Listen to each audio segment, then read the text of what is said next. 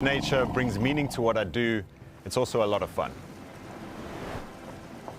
A couple of times per week, we receive some very heartfelt messages from viewers telling us about how Wild Earth has made a difference in their life, whether it's helped them through a difficult period or simply helped them to reconnect with nature.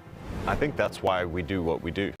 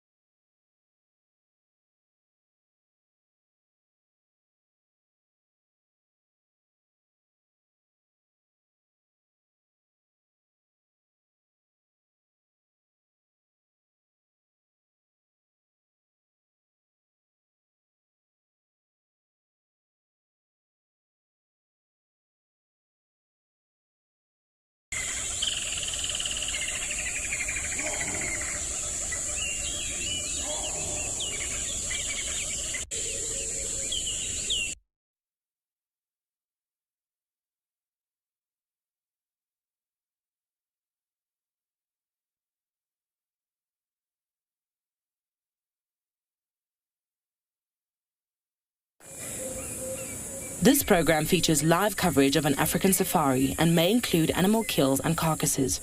Viewer discretion is advised.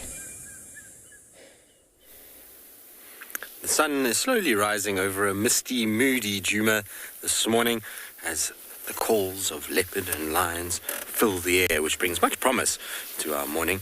I think we're going to have a good one. It seems like it's nice and still as well, and not too much wind. So it's the perfect conditions for us this morning. And hopefully, like I say, we'll have some luck with either one of these big cats on this, your very own live African safari.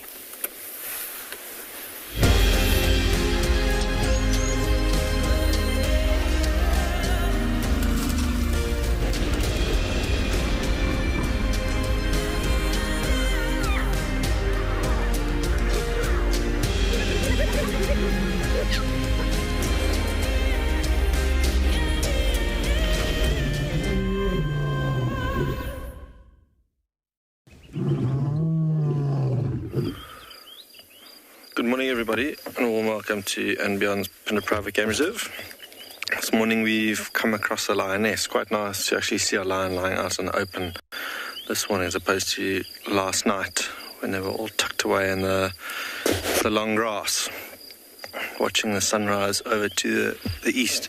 My name is Matt, and behind the camera we've got Odie. And yeah, we've come in search of the other pride of lions that those two males dominate this morning, and we've managed to find one of them. Guys are busy looking for the rest of the pride, who are not too far from the vicinity, or at least tracks of them. But this lioness, maybe when the pride starts getting a bit too busy numbers-wise, and food becomes more scarce with so many mouths to feed, this lioness has broken away from them. She was panting quite heavily when we found her, so maybe had done a bit of walking to get to where she is now. But you can see fast asleep where she's lying quite contently with her head on the ground. A couple of ear flicks, those biting flies that irritate us that are probably doing the exact same to her.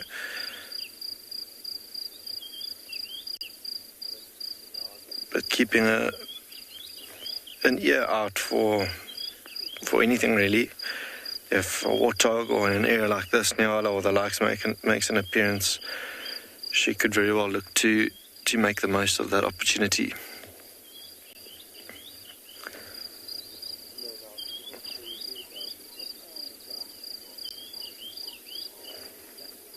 Interesting morning. These clouds are rolling in thick and fast. A little bit of mist in the valley below. And that's where we wanted to head to this morning, towards the floodplain. Hopefully, we heard earlier on quite a loud, almost like a crack. We thought maybe elephants were in the vicinity, busy feeding. That would be quite interesting to see if an elephant joined this lioness. I'm sure they'd chase her far away from the area.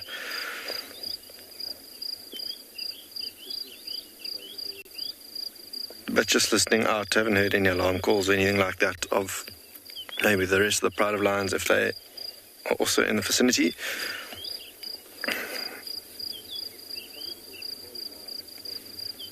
And I know yesterday we were asked about the male lions. I wonder where they are this evening, because they were not found with that other pride that we were with yesterday, nor with mountain pride, so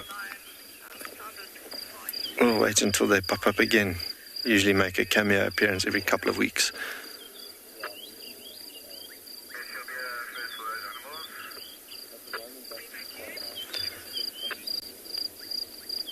We'll probably sit with this lioness for a while to see what she gets up to. As we mentioned that, she props her head up, but let's see what the weather's up to today.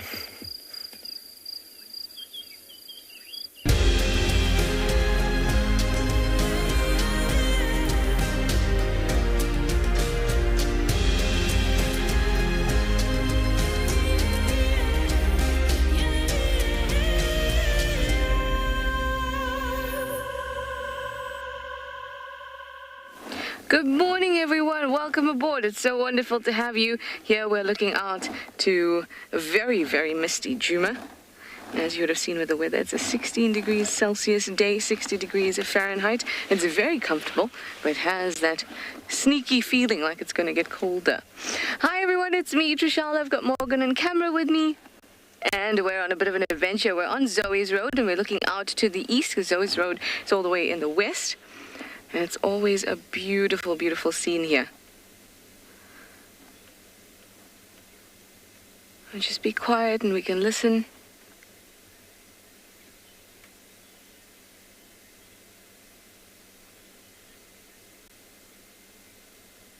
So calming and relaxing. The controlled burns from yesterday resulted in stunning sunsets, as well as a beautiful moonrise, and even this morning, a gorgeous sunrise. All this mist makes it a little bit more mysterious. And that's what I love. So we're going to go in and see what clues the bush has to offer us.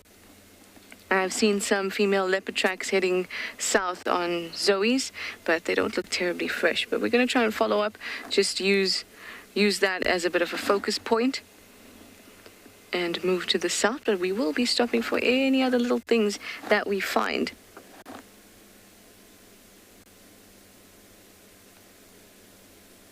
We heard some lions calling just when we were getting ready for drive. They didn't sound very, very close, but still we might get lucky with them too. So let's get going and move southwards. Isn't that lovely with the sun like that?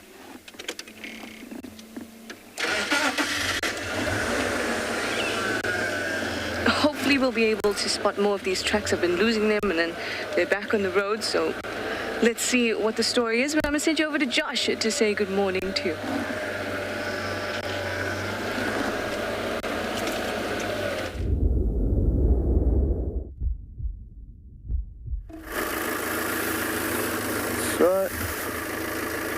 Good morning and welcome to Tswalu Kalahari. My name's Josh.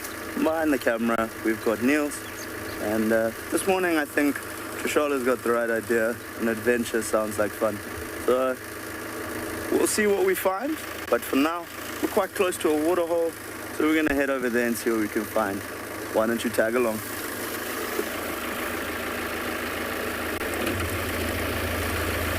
Got quite a nice moon here still at the moment. Don't know if Niels can maybe just turn to our right here and share it with us. But we'll stop for a sec there and get a look at that. So, still quite early here. It's 6:38.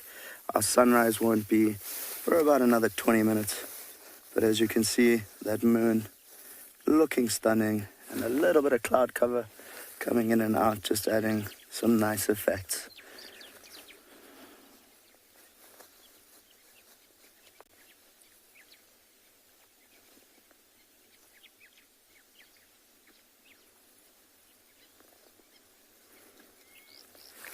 Scary to believe that man has walked on the moon. Amazing what technology can do. But yeah, just something interesting and a little bit different. As you can see, slowly lightening up here in the Kalahari. So, let's see what we can find at that waterhole. This is the area where we were lucky enough yesterday to find our two boys, but it looks like we see something a little bit different. Good morning, persons. Just gonna have a look here quickly if I can get you a little bit of a visual. These animals have chosen a spot with a bit of vegetation in front of them. But always nice to see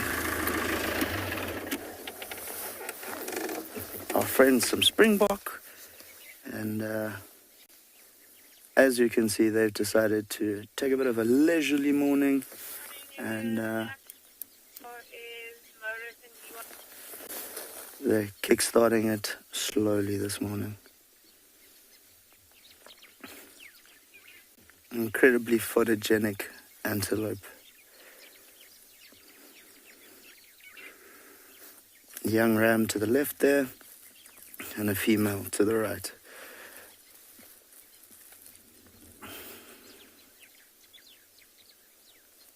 Her horns are much, much thinner than his. Obviously not designed to take the impact when the males are in the rut. But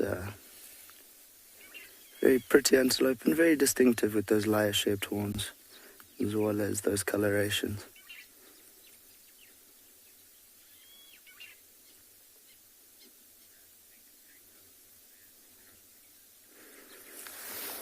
So we're going to leave our friends to their slow start of the morning, and we're going to carry on and see what else we can find. But for now, we're going to send you across to Trico, who'd like to say good morning.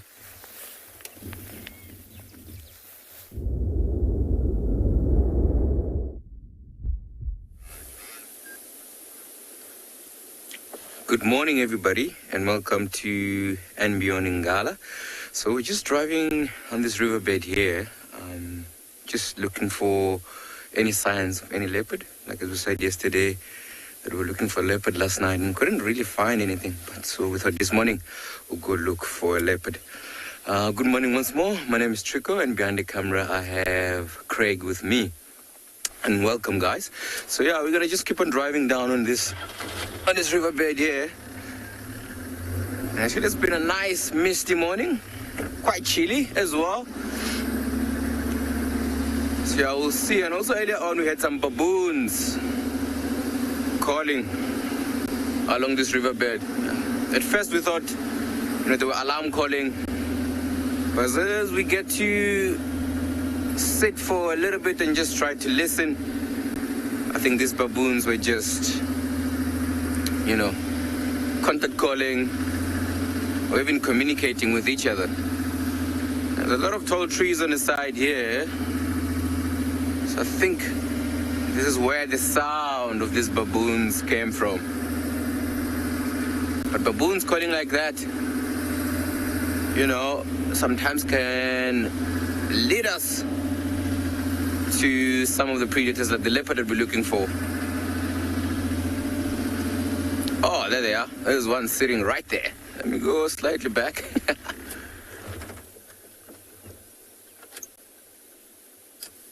Let's see if I go back for a little bit.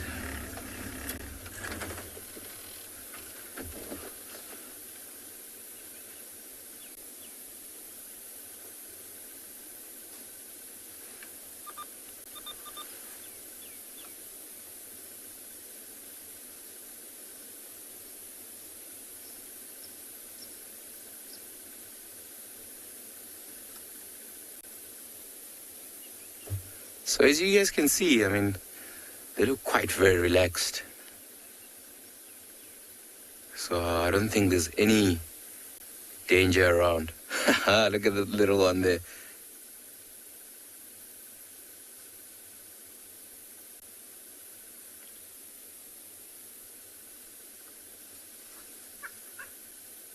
And also I think they were just sleeping here up on these trees here. And it makes sense for them to sleep in these tall trees so that they can have a view of what's going around on the ground. Can you guys hear that? Just listen.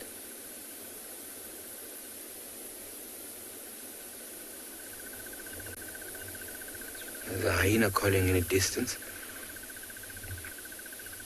So yeah, I think like an hour ago, 2 hours ago, this baboon started, waking up from these trees, moving around. And I think soon enough they're going to start to forage, look for food. Insects, fruits.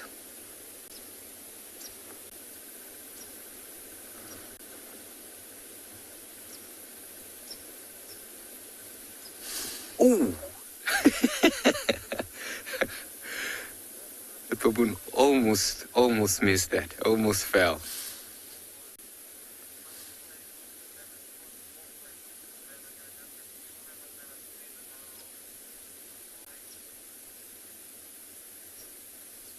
And I think for me also these baboons are,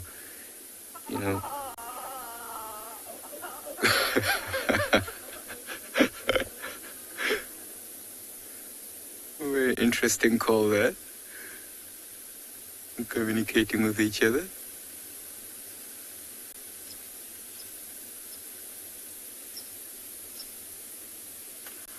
So I think for me, I find them very entertaining when you get to sit with them and just watch them. They can be quite comical at times.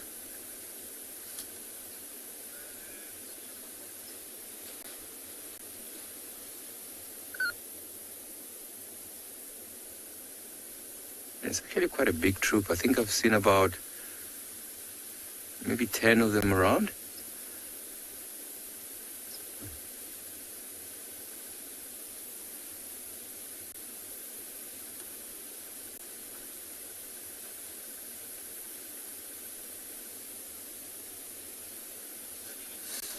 Yo.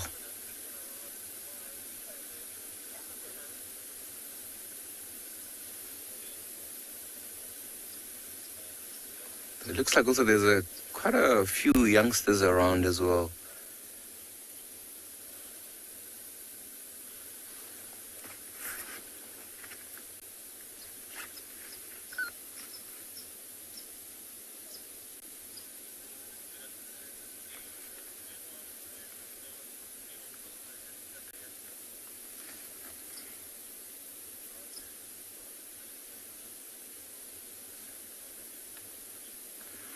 So, in a troop like this, there'll be, quite a few dominant males with some females and the youngsters around.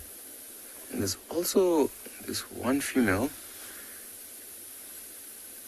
If you look on the rump side of it, let's see if maybe it will come onto the view. See that sort of bright pinkish rump side. I don't know if you guys can see it, but it looks like it has now set down.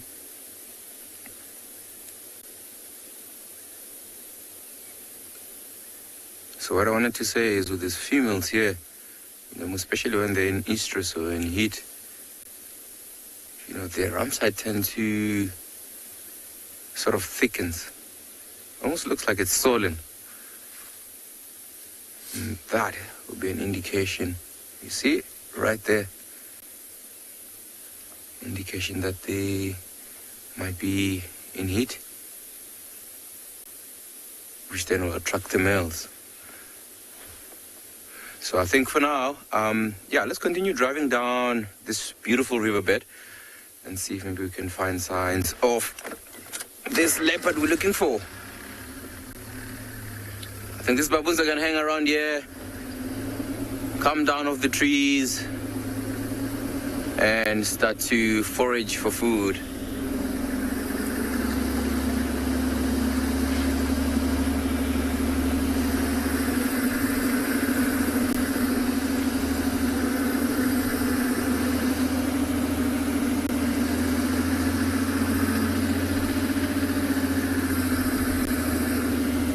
I think as we are busy looking for this animal, I'm going to quickly send you over to Pinda.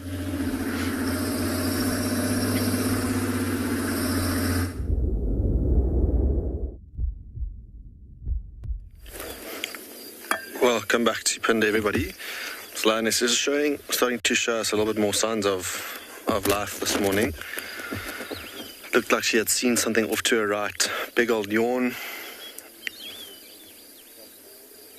Shock of oxygen to the brain. I wouldn't be surprised if she gets up in a short while. But she was showing interest in something. We couldn't see anything off to the right, but out here maybe something like that. Warthog.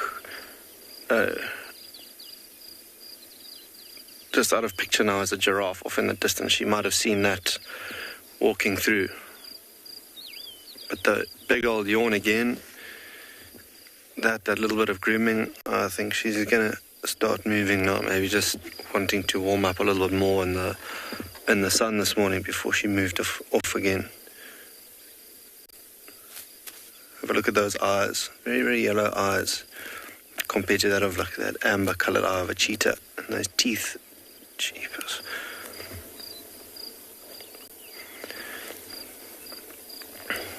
Every so often you'll see things like zebra, wildebeest and impala with giraffe. I wouldn't be able to see from here anything with that giraffe because this grass is so long. But there could very well be something else with that giraffe of interest for this lioness.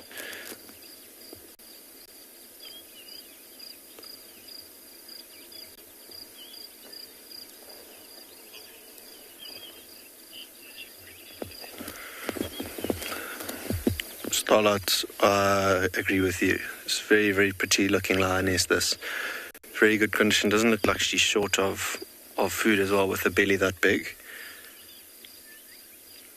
But a lot more awake now. I think there comes a bit of a shuffle as she gets up to move. Maybe a bit of a stretch. Oh, moans and groans.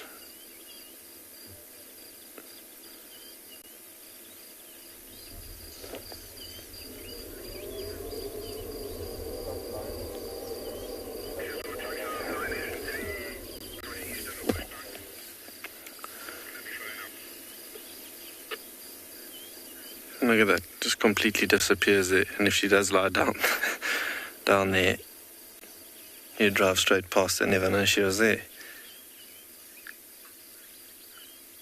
And I think she's done exactly that. I don't see any movement on the other side of that tree now.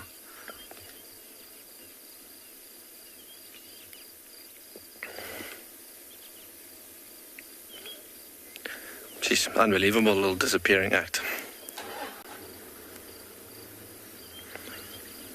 But let's wait and see now. There might be a really nice spot in there for her to rest during the heat of the day. If she has settled down there, maybe she's just stopping before she reaches the other side to see if there's anything of interest for her. Often come across warthog and the likes out here. We saw Franklin walking up the road earlier on, but we'll just have to sit patiently and see if anything does happen. One of the guys here is driving around to see if there's a a glimpse from the other side. But I'm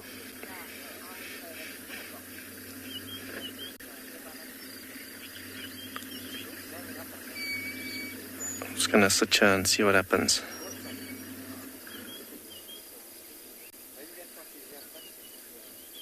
That makes sense.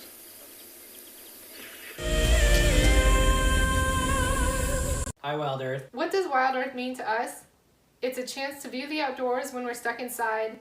It's a community with a love of nature. It's a safari drive to start and end the day with.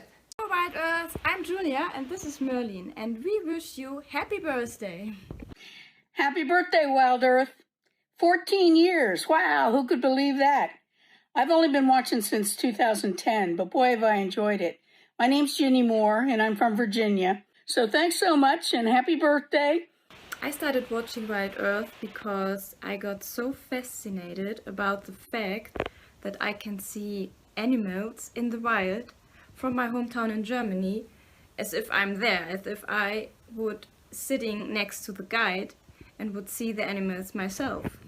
Happy birthday, Graham, Emily, Steph, Steve, and the rest of the Wild Earth family, from both of us and our new explorer. Thank you, Wild Earth. I love you, and I wish you all the best. If you love to watch Wild Earth, then we are inviting you to join our Explorers program. For a monthly subscription, you will have the opportunity to win fantastic Wild Earth expeditions, join our guides for a chat around the fire, receive weekly highlights from our shows, and much more. All the money will go to keeping these live safaris on air, which in turn allows us to escape into nature every single day. Hi, my name is Tristan Dix, and I am a guide here at Djuma Private Game Reserve for Wild Earth. We love connecting you to the African bush, and we always look forward to all of your questions. If you want to ask a question on Wild Earth, you'll need to register on the website. Once registered, go to our live safari page and submit a question below the live feed. Catch up with me on Wild Earth.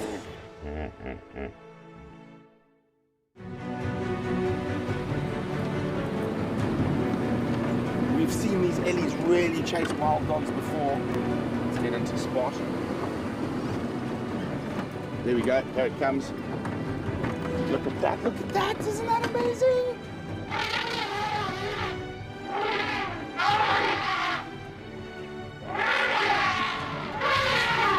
Expect the unexpected here on Wild Earth daily.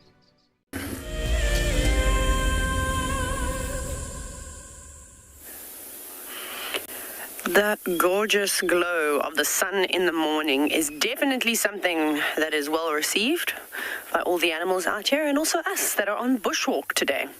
It has been quite chilly. My name is Taylor McCurdy, and on camera with me today is Glenn, and we are here at Pridelands Conservancy, which is part of Baluli Game Reserve and the Greater Kruger Park.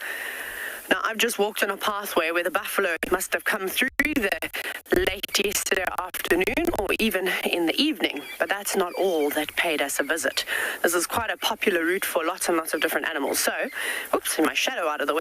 We've got a couple of tracks, well, a couple, literally 2 tracks. And you can see quite nicely over here, there's a print in the sand going that way, walking across the top of the dam wall. And now when I look at it, I can see that the back pads over here, the lobes of these back pads, are not very symmetrical. Can you see that? This part is much higher up than this bit down over here.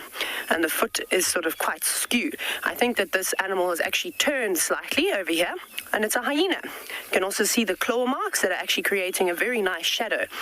It's really nice to do tracking early in the morning, or when you sort of have the sun behind you or to the side of you. It can illuminate the track quite well. You can also see the very prominent sort of teardrop-shaped toes. And then, like I said, the tracks are just not very symmetrical at all. So a hyena went across here, not an uncommon thing to see. And then if I just shift a little bit, we're going to look over here. And there's another footprint. But now this one is going in that direction, completely the opposite. Now, it is not a mammal. It is, in fact, a bird, an Egyptian goose that has walked here. You can't really see too much of the webbing, just a little bit going through here. And I know it was an Egyptian goose also because I saw them just a moment ago, and they're probably swimming around the dam somewhere. Oh, hang on, should we have a look at them? Glenn, they're actually right on the opposite side of the bank, right in front of you. There they are. So that's one of the individuals that have left a track. A nice family. And it's nice to see that some of the goslings have survived, because unfortunately in Lowe Dam, as I've said it many times before, it's a dangerous place to raise goslings, or anything really that likes to live in the water, because of all the activity that we get around here. But it is a wonderful day. But I think what our plan for the morning is going to be is to actually try and follow up on a herd of buffalo, those very same tracks that I walked over, and I think they've moved slightly to the southwest. Right, off you go back across to Djuma, to one of my favorite people in the entire world, Tristan, who's probably going to show you a leopard, if not one, maybe two.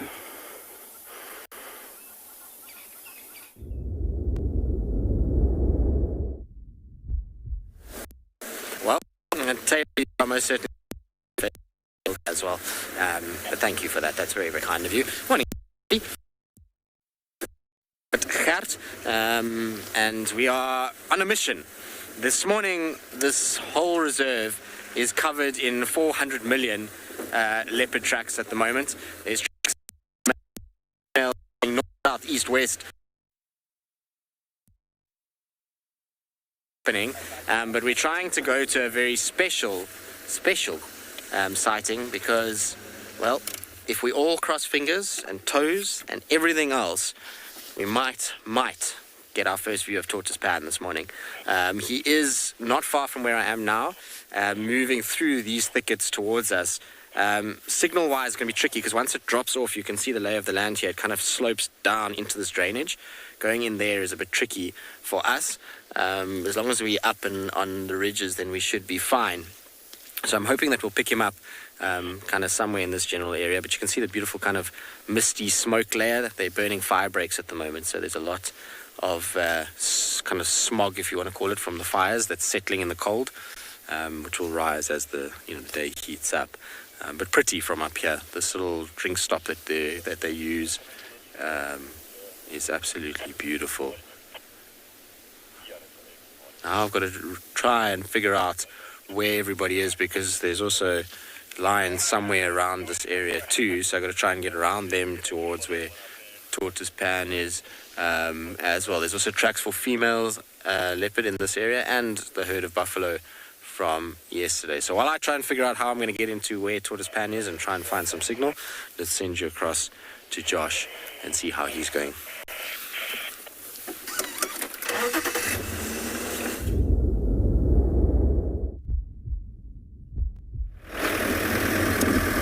Well, folks, I think we're all hoping Tristan can find his leopard. A good feeling is always positive.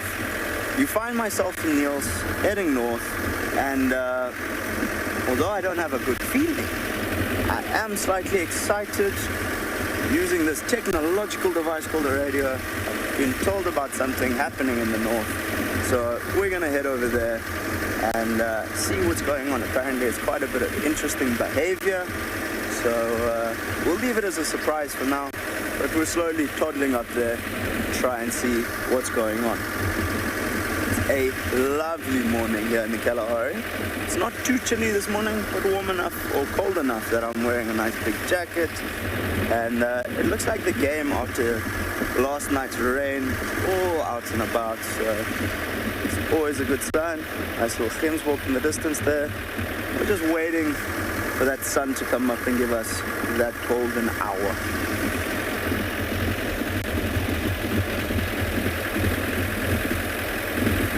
Skies are still not clear. There's some nice blue patches above us and that, but still quite a lot of cloud cover all around us. We're kind of driving in this like open bubble here, which is quite interesting. So you never know. There's always the promise of a little bit more rain potentially. That smell this morning after the rain is one of my favorite things. I've now, not that long ago, learned that it's called petrichor, thanks to a new restaurant here at Tswalu Kalahari. Quite an experience.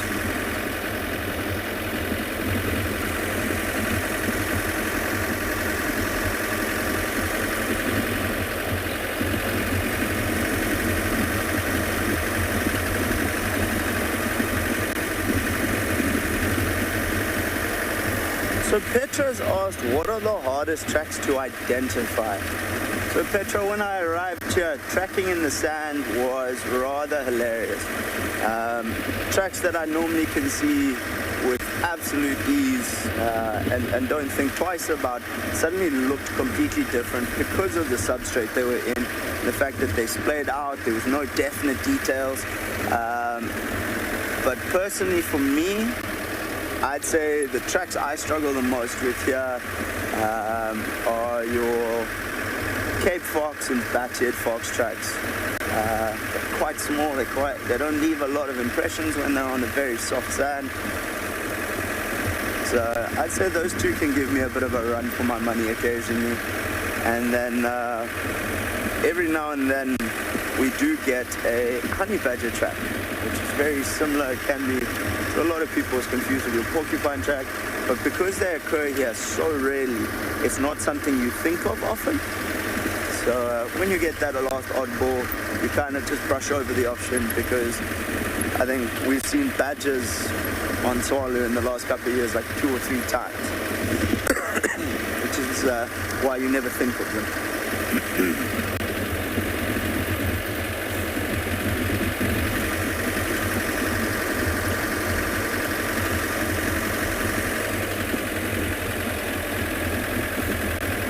I must say we're incredibly blessed to have an amazing tracking team.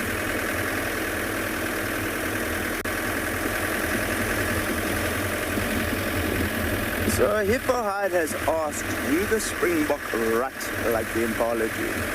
So a lot of your antelope species definitely have a rut. Your impalas are just incredibly unique with that grunting sound they have. And it is such a different sound. Just trying to think here quickly, folks. I think I want to go back. We're just looking. There's a specific area I really want to go to for this sighting. I'm just going to take a slightly shorter route to get there. This is our Malori 5-star junction. It's a rather big intersection here.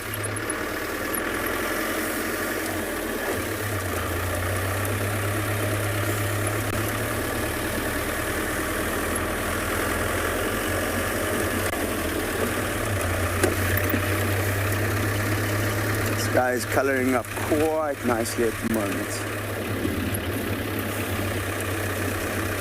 So the area we're heading to is our ground squirrel open clearing. We're hoping for a little bit of excitement there. But as you can see, moon's still up, a little bit of cloud cover there in the west, and some nice colors. It's funny, everything's starting to change. And although our eland's bean and our wild sesame and that are still green, even our June bush, everything else is going red. So Grant has asked, is Tswalu the only reserve that has eland on it? Grant, we're definitely not. If I think about the other properties on Wild Earth, you would need to check me, but I don't think you get eland down in Pinda. I definitely know I haven't ever seen an eland in the Sabi Sands, so that takes Juma out. In Gala, I don't think so either. But we definitely get eland in other reserves in South Africa. But with Wild Earth, I think we might be the only one, although I happily stand under correction there. We might need to double check with the other guides.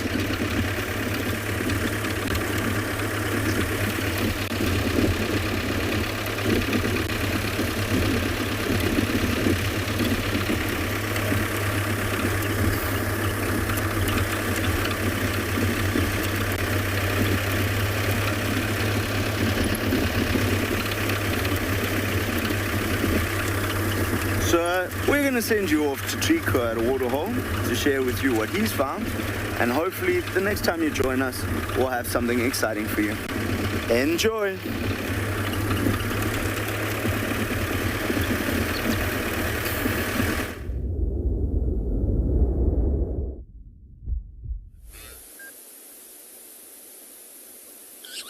Welcome back.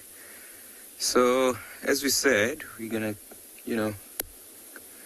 drive past some few water holes, and we just, come to this water hole.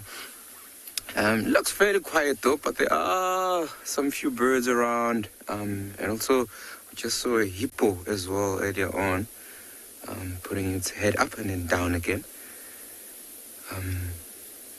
Also, it's still quite cool. The sun is just slowly starting to come up and starting to get a little bit warmer.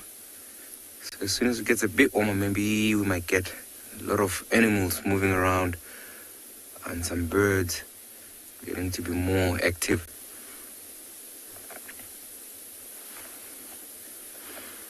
Just gonna wait out and see if this hippo is gonna come up again. But as I said, I was looking for that leopard earlier on, like these places are worth to come around and have a look around and see if maybe there can be any signs.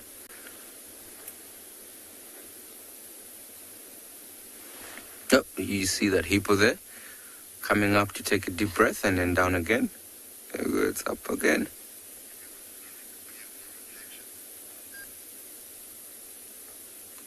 And the reflections, indeed, they're so stunning. With all these trees around.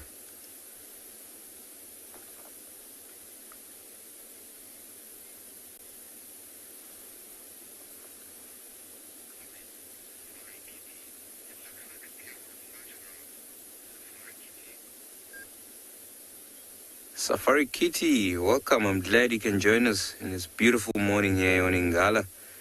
It does actually, hey? It looks like a perfect photograph.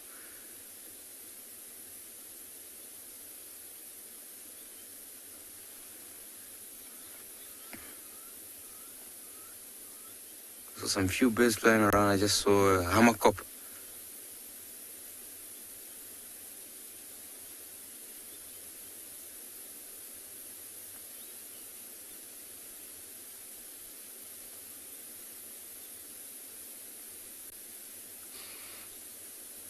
There's a hippo coming up again. It's actually quite nice, coming in this area and just sit and wait. And also a chance to listen to the sounds of nature, birds calling, that hippo that we just saw coming up and, having a little bit of a splash.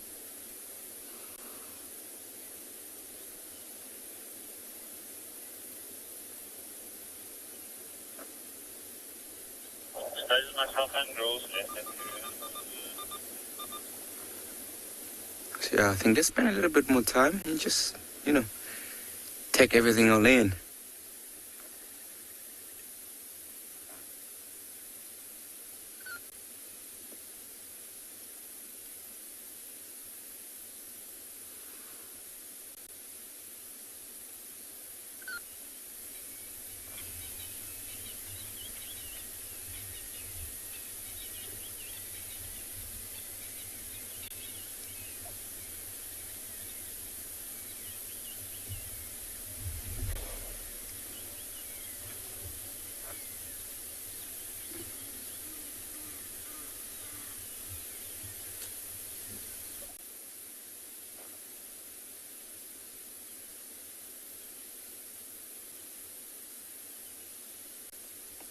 And also every now and then you can see some terrapins sticking their heads up to breathe and then go back down again.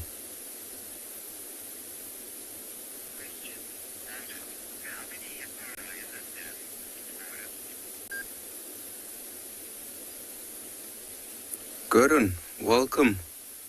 Glad that you also can join us. So, with this waterhole here, I think there's about 4 to 5 hippos. But as we've been sitting here, so far we've seen about, 2 or 3 of them around. But also it could be also, they might have moved out of this waterhole. Maybe the rest have, went to another better waterhole. Or maybe they could still be out and about feeding.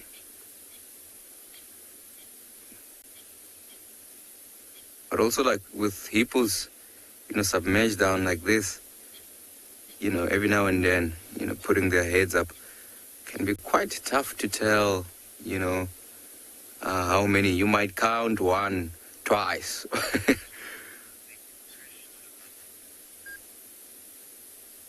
But I think I'm going to sit here and just wait and see if maybe any other animals come around. But as we wait, I'm going to send you over to Trishala. I think she's on a bamboo.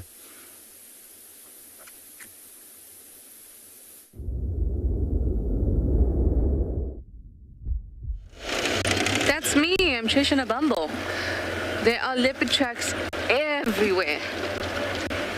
Everywhere. And they're kind of like mixed up. I don't know if it's the same individual, if it's multiple individuals, but I've now ended up in the same spot we started the drive when you first saw me, because I did a full loop trying to follow these tracks to go in and out of blocks. One set goes into Buffelshoek, but I don't know if it's the same set that went in that came out of the block. So whatever it is, that movement seems to have happened a little while ago. So now we're going to move down south, because none of those tracks looked super, super fresh. So we're going to keep on moving down south and see if we can find something fresher, more fresh tracks, or just find other cool little things to watch.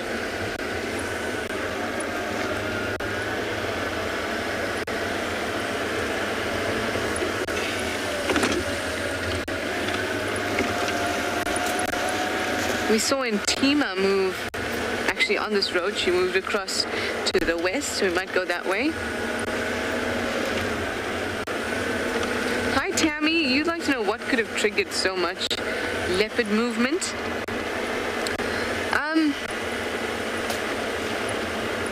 Well, we don't know if it's just one leopard's movement, so maybe just 2 leopards' movements, as opposed to there being so many tracks around that lots of leopards are moving around. Do you understand what I mean?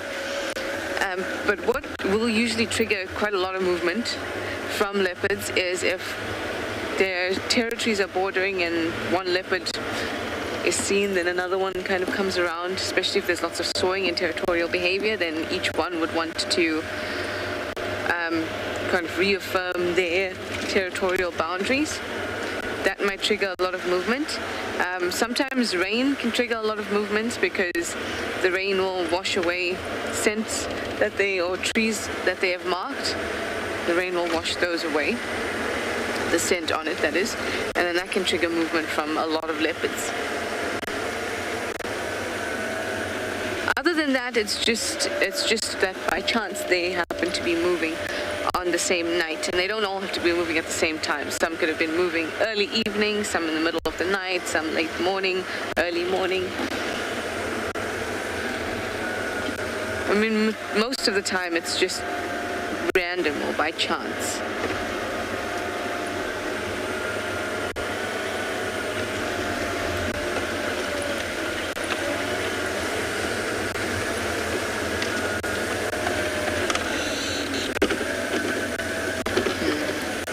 This is always a good place to check whenever you're at a junction.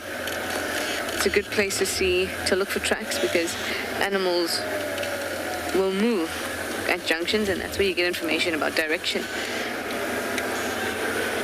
And a four-way junction like that is actually perfect. We used to find leopard tracks there almost every day. Now, not so much. So all the tracks that I've been telling you about, that I've been seeing, and that Tristan has been seeing, has been in the northwest. So now, because there's a lot of people working that area, so that's why I've decided to move down south and see if there's been any movement here. And so far here, I haven't seen too much movement or too many tracks at all.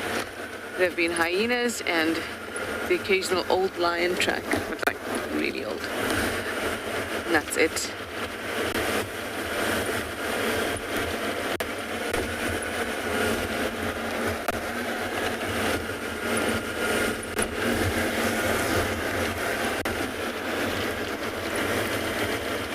Hi Maya, you'd like to know if I've ever seen leopards fighting for territory? No, I haven't. I'm trying to think if I've ever seen leopards fighting at all. I've seen standoffs between animals, but I don't recall leopards fighting, as in actually seeing them make contact with each other. No, I can't think of an incident where I personally have seen that. Tristan might have though, so Maya, why don't you ask Tristan? Or I'll send the question to Tristan through FC.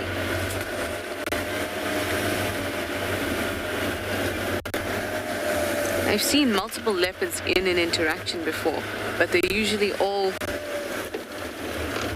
all knew each other, like either they had mated before or they shared offspring, or they're siblings or parents, things like that. So the interactions have been really decent. Still a bit of irritation here and there. A couple swipes, like Talamba took at her father once. But that's it. Okay, I see some dwarf mongoose, so I'm going to sit here for a little while and hope that they come out, and then we can have a nice little sighting with them.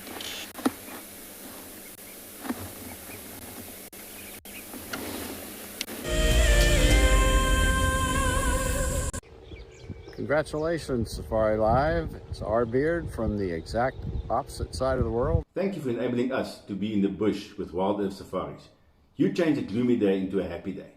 To the founders, presenters, cameraman, trackers, final control and staff, thank you. Africa has definitely changed my life.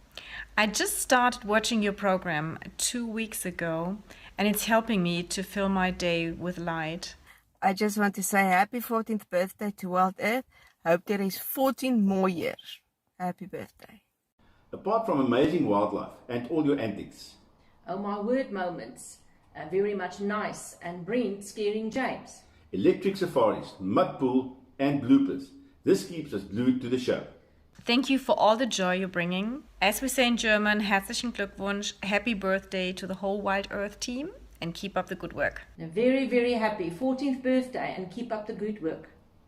I was quite surprised and excited to learn that I had won the Wild Earth prize for March. My wife and I started watching Wild Earth during the lockdown, just to allow us to get out of the day-to-day routine and enjoy some of the bush sightings. Our favorites, of course, are watching the birds when they show them sometimes, and especially the leopards. That's always nice to see on the show. She will definitely be going with me, and I'm sure we're going to enjoy all aspects of the prize, as we don't get out into the bush often enough. Thank you very much, Wild Earth. I'm Nikki here at Ambion Ngala in South Africa. I love getting questions from viewers about all the small things within the environment and how it all is integrated with one another. If you want to ask me any questions, please simply register with the Wild Earth website, head across to the Live Safari page and then post your questions there. I'm looking forward to chatting to you on my next Wild Earth drive.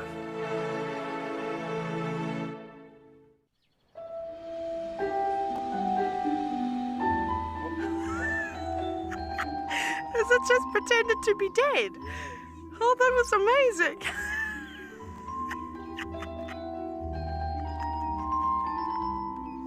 I can't. How do I? It's like that is hands down the coolest. Expect the unexpected here on Wild Earth daily.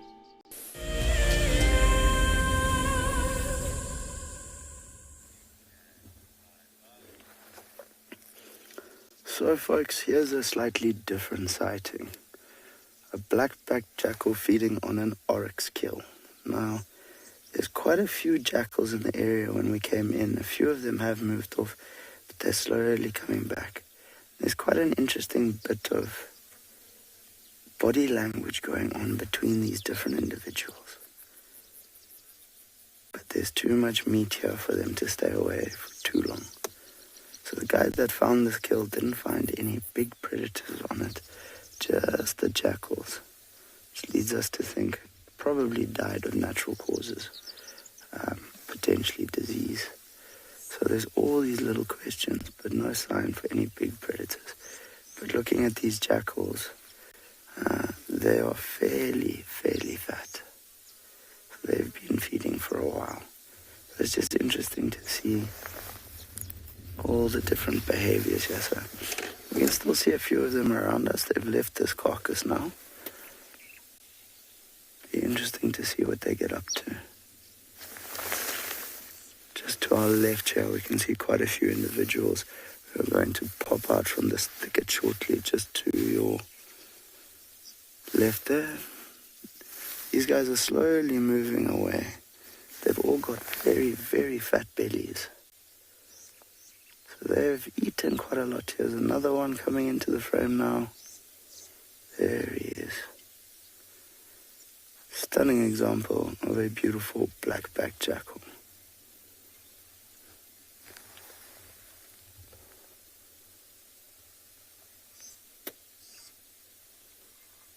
We haven't gotten too close to the carcass. We're about 25-30 meters away.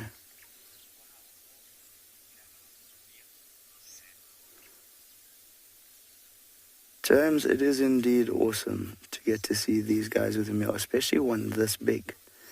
And as you can take a look there, they've done well. They're looking nice and fat. Moritz said when he got here that there were about 8 or 9 of them on this carcass. So that's more than one family group. I'd have loved to have seen the level of interaction there. So I think if we sit patiently, we might have 1 or 2 potentially come back. But by the looks of things, these guys have eaten a lot. Also, there's quite a breeze coming in from our northeastern side, which will be carrying the smell of that carcass. So you never know who else might show up.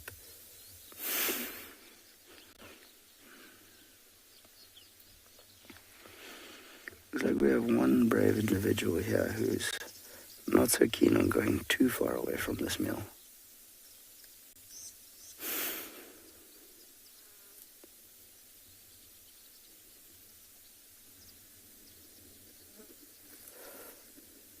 In the background, every now and then, in between the thickets, I can see other individuals popping in and out. So they're all over the place. Few of them are obviously a bit more skittish. And if we sit quietly, I think we'll get lucky. They'll slowly come back to feed. The allure of that meat is just too high.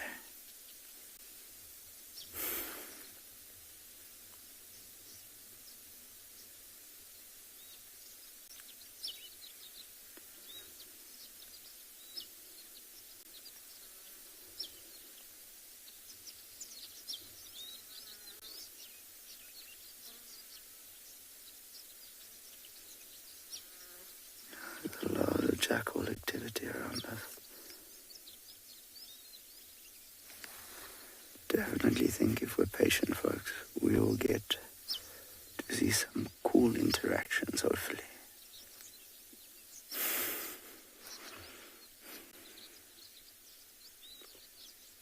See another one popping in and out.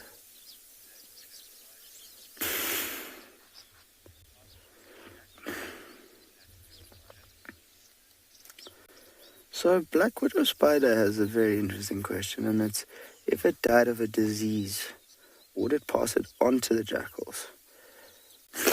So with a lot of your scavenger species, with a lot of your predator species, the diseases that your antelope carry potentially aren't compatible, for lack of a better word, with a lot of these predators and scavengers. So, no, not necessarily. Yes, there are certain exceptions, of course, but also you'll find that these guys have incredibly tough stomachs and very strong acid to digest this. So I'm just going to point something out to Niels here at the back there, Niels. I don't know if you can see them. There's one there. There's a few popping in and out in this little opening at the back there. Just noticed. So no, not necessarily, but there will obviously be exceptions. I mean, if you see, for example, with your spotted hyena, what they eat. Well, we have a view of Tortoise Pan. It's difficult where he is. Our signal is giving us a tough time. Okay, can you see him still? Forward, okay. That's saying forward. There he is. He's going to come out into the open for us. To the right a little bit, I think. There should be there. I can see him just kind of sitting behind there. You can maybe just make his ear out right in that little gap. So he's being a bit tricky because he's in the drainage line where I said we don't want him to go. But what's interesting is moving to the right, away from you. Yeah, there we go. Is he's being tricky because, hello boy, welcome to Wild Earth. It's very, very cool that we've got another male leopard. I was saying this morning we must have a curse on us at the moment because we keep finding male leopards with no signal. The last few days we've had in Klangula, Tavangumi yesterday, and now Tortoise Pan. But luckily we've managed to get into a little higher spot and we can kind of look down on where he is at the moment. But what I was saying is interesting is he's busy trailing, or maybe not trailing, but he and Tingana are about 300 meters apart. Neither one seems to be aware of the other one at this stage. They're both just walking in the same direction, but one is walking up the slope, so kind of in the direction where he's looking now, and then he's walking down in the drainage. And like I say, neither one seem to be at all aware of the other one at this stage. So I don't think there's anything to worry about, but you can see he's a beautiful, beautiful boy. It's not a small leopard by any stretch of the imagination. I'm going to go forward a little bit because it's hopefully, like I say, our signal stays, but there's a little kind of gap in the bush if we go forward slightly, and it should hopefully allow us to get another nice view of him. It's tricky in this area though. It's trying to stay as high as possible for two reasons. Is because one is it's obviously it helps with our signal, but two, we actually can see him better from up here than being down below. It's much harder down below to be able to see him. He kind of gets into the grass and you lose him quite quickly, whereas up here you can kind of see into the grass. So I was hoping he was going to come out somewhere on our left. I'm just trying to scan and see if we can pick him up. He's just walking, like I say, parallel, and we'll try and follow him for as long as we can because soon we're going to hit the clearings on Simambili Dam, and our signal's good there. So as long as we just keep up with him now, he'll get up into the open and we'll get much better views of him. But at least we've got a kind of face that you guys can all put to the name now. I know a lot of you will know who he is.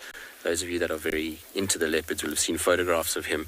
But it's always nice when we get a Wild Earth debut for our cats, and he's going to be a cat that we're going to see. I'm on Juma, I'm almost certain of it. He was found today very close to our boundary, and so any day now I'm sure he's going to pop over. Lucy, he is beautiful. We're spoilt at the moment with beautiful male leopards. I mean, Mulawati, while he is skittish, is very pretty leopard. Obviously Tavangumi, Klangula, also amazing looking cat, and then Tortoise Pan as well, and can't forget the good old Duke. Even though he's a little bit older, he's still a little sausage and will always be the special cat of the whole group, that's for sure. And then you add all the young boys like Shasha and Marips and Kuchaba's son. We've got a serious amount of good looking male leopards, and the nice thing is most of them are young. Bar Tingana, and I suppose Mulawati and Klangula a little bit older, but Tortoise Pan, Tavangumi, younger males, so for them to settle will be quite nice. But Tortoise Pan, funny enough, is not the most relaxed leopard. He's a bit twitchy at times. You see, he kind of likes to move around and doesn't always stay still. All right, we'll try and see if we can get another view of him. We'll try to keep up with him. Like I say, we are heading towards the big open clearings, so we should be able to get at least decent sighting of him up there. In the meantime, off to Pinda, herds in the mist.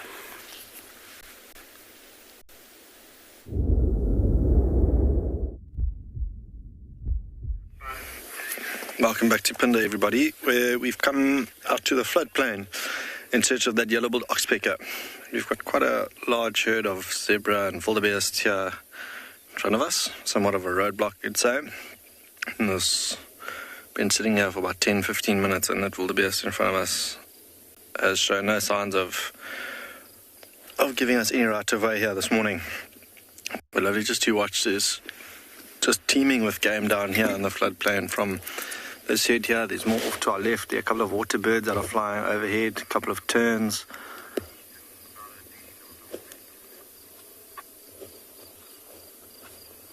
Really good area for us to look for things like elephant and rhino as well, but no luck on that front just yet.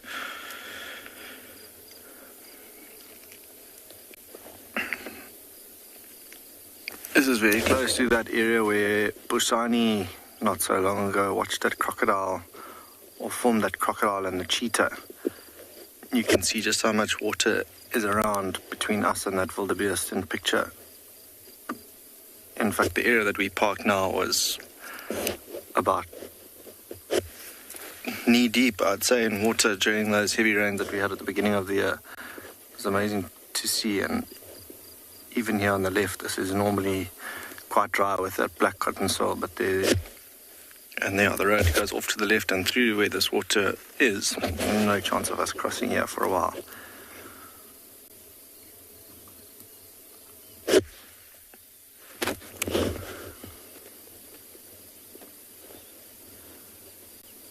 I heard an oxpecker now. I haven't quite seen where it's landed. But absolutely beautiful scenes out here on the floodplain this morning. That mist starting to slowly burn off. Still quite a few clouds rolling in.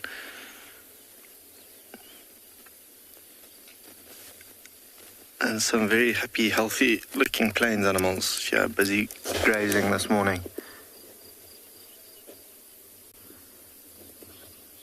I keep speaking about how long the grass is here. These zebra foals and young wildebeest calves disappear in this long grass.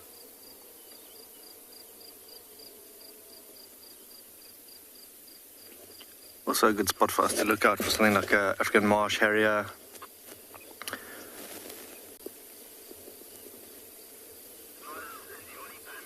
Every so often we see quite a few different types of bee eaters down here, from the little one to the blue cheek bee eater.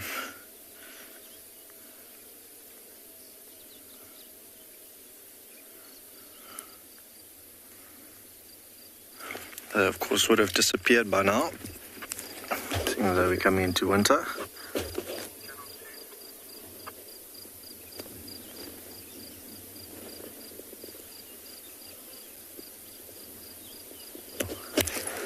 Now I've seen a oxpecker, but it is a red-billed oxpecker on the back of one of those zebras in the distance, and this is exactly where we found that yellow-billed oxpecker not so long ago. I think it's the 9th record of them in about 120 years, which is phenomenal for this area. There one flies off the back onto the wildebeest. And you can see in the distance, this is very much what scenes from East Africa would look like, just teeming with zebra and wildebeest in open plains like this. Looks much like that this morning with this lot, from the one in the road to this herd behind him, and then in the distance you just see those silhouettes of more zebra and wildebeest right at the back. Some western cattle egrets as well, hawking insects that might be flushed from all these wildebeest that are moving about in this long grass.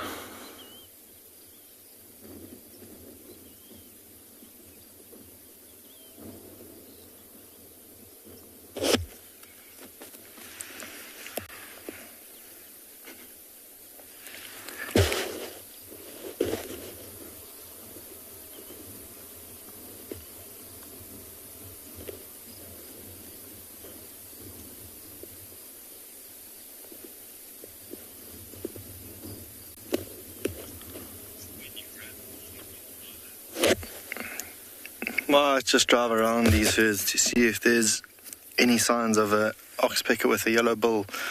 But we're going to send you off to Ngala, see what they found.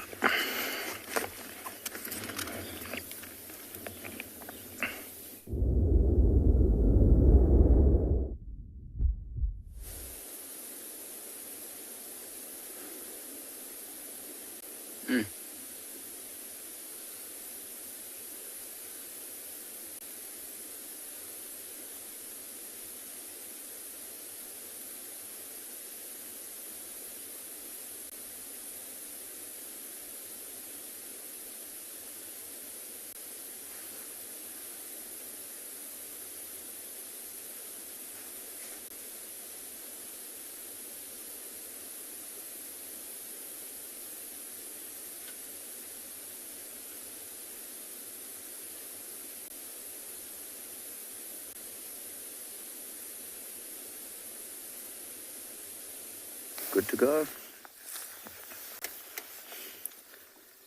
Well, folks, we've pulled back a little bit. Some of our jackals have moved off, but we've got one brave individual who's come back. But they are very nervous. Sorry about that. There's also a lot of biting flies that are irritating this young jackal. But he's most intent on his meal. Neil's just pointed out they haven't gotten into the belly yet.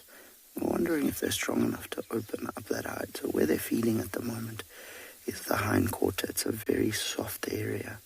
It's also an area you can get a lot of meat out very quickly, which for these guys is obviously important because there's always the chance of a bigger predator coming in and driving them off. So in this case, for us, these guys' biggest worry at the moment would be either our spotted hyena or a brown hyena. With it still cool, it's not impossible to have some of our brown hyenas still running around, although they tend to prefer the bones and that. Although it is quite entertaining, I have seen one running away. He managed to get the entire leg of an oryx, and watching him try and run away with it was most entertaining.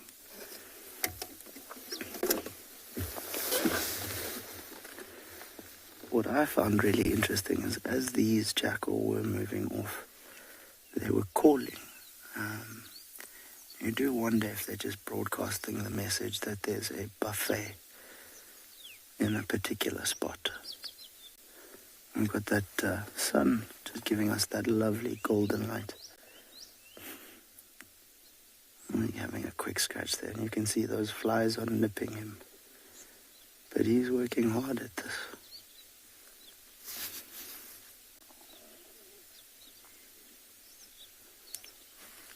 Still paying a lot of attention to us. You can see in the background, just about a meter higher and about 20 meters back, we can see there's another individual coming in.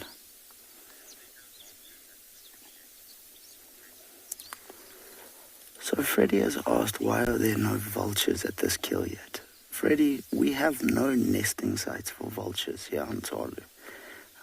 They need cliffs in general. Although one or two species will make nests in the top of trees, we have a very, very small vulture population that comes in and out. So were there to be an individual that flew over and noticed this, you would definitely see him coming in to feed, especially as there's no real large predators here to drive them off. But we don't have a resident population here in Tswalu.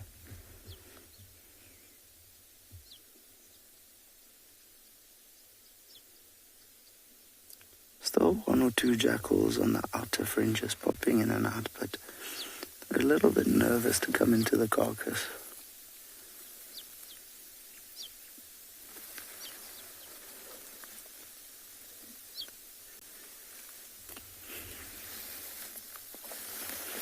Just having a little bit of a look around here. Obviously always hoping for one or two of our bigger predators to come in and join.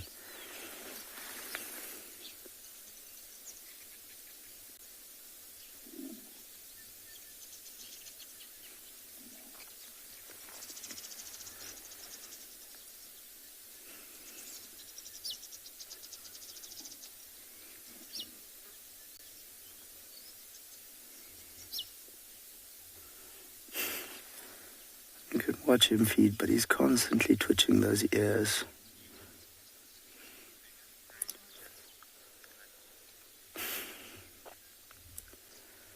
Divan, the biggest thing I've ever seen a jackal hunt was a scrub hare. These guys are very happy to scavenge, but they generally won't go for very big game. Excuse me. Although they are a threat to springbok lambs and that. So, although I've personally never seen them catch and kill one, I have seen footage of it, so you could say anything up to potentially a springbok lamb. But these guys are fairly small, so he's not going to be hunting too big. They are definitely specialist rodent killers, though.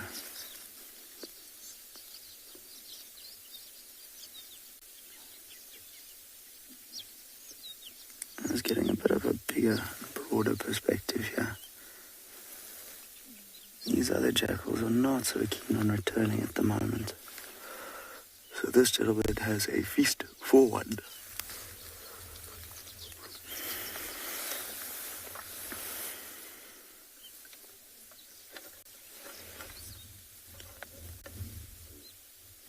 Bit of feeding, just double check there's no one around, and carry on.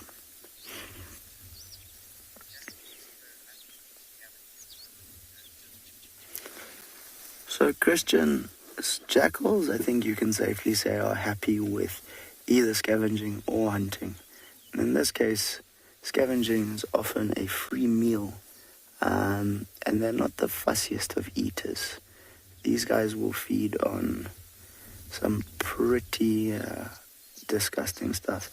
What I have just noticed is that in the distance, Niels, you can just see a gemsbok staring at us. So obviously the breeze is carrying the smell. You do wonder if these individuals were potentially part of the same herd, maybe. But yeah, just a little interesting sighting. Can you see it there, Niels? He's about 2 meters to the left and about 50 meters back. Just that smell being carried on the wind. But yeah, Christian, I think you can safely say that these guys are happy with either or. Eland isn't so sure what's going on here.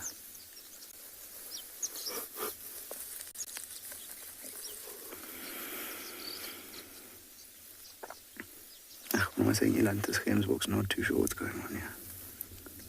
This jackal is going at it. We haven't gone around to the other side of the carcass, so we can't tell how much they've eaten. But having looked at the bellies of some of the others, they've definitely been eating for a while. We obviously don't want to disturb these individuals and drive them away from the carcass either.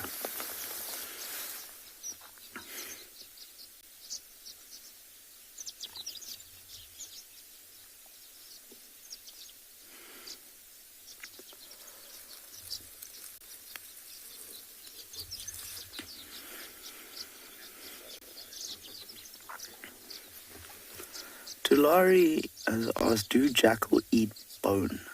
Tulari, they might crunch on very small, very thin bones, but they don't have the size or the jaw strength to break through the thicker bones. So they'll be primarily feeding on much smaller stuff. But I mean, if you watch them eat a mouse or a mole rat or something, they pretty much crunch that entire thing. So yes, you can say they do eat bone, but only of your much smaller stuff. They're not going to be able to crunch through the bones, for example, of this young gemsbok.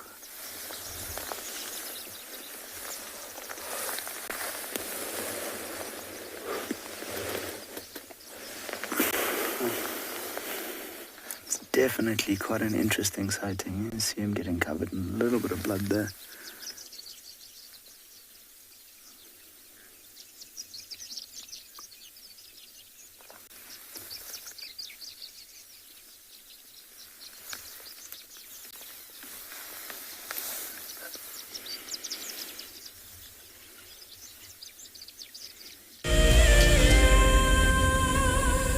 Happy birthday, Wilder. Hi, my name is Anthea. I'm 19 and I've been watching Wild Earth for about 3 years now. Hi Wild Earth, I'm Isla and I'm 10 years old.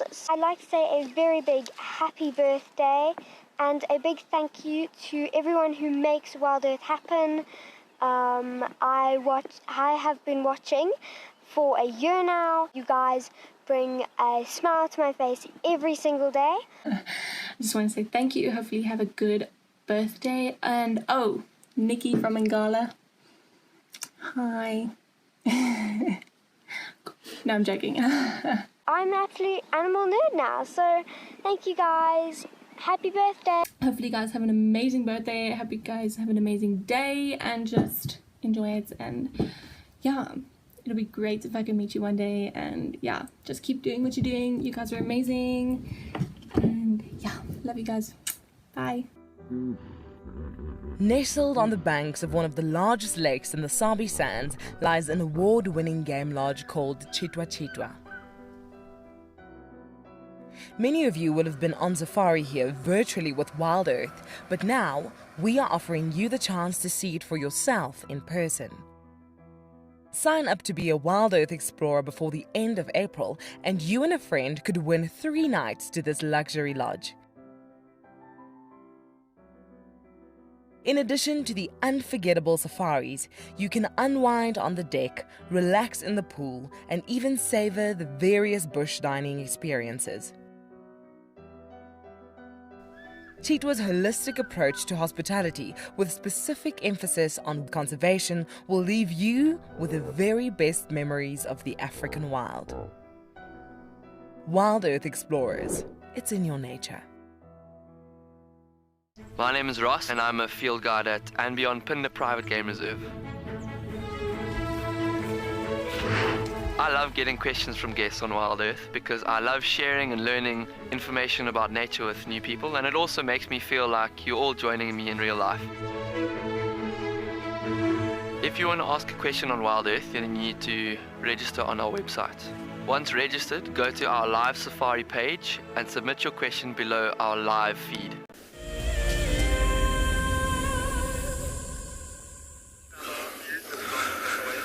Welcome back to Pinde, everybody.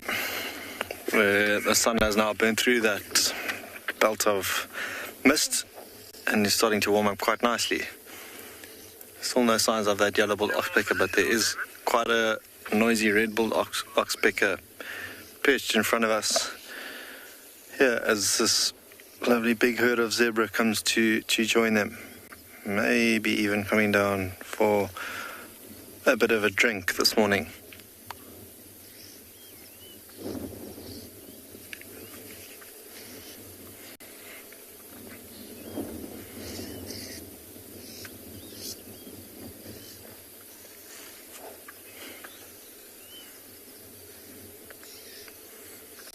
This herd of zebra was actually quite busy this morning. There must have been a couple of stallions jostling it out and amongst themselves.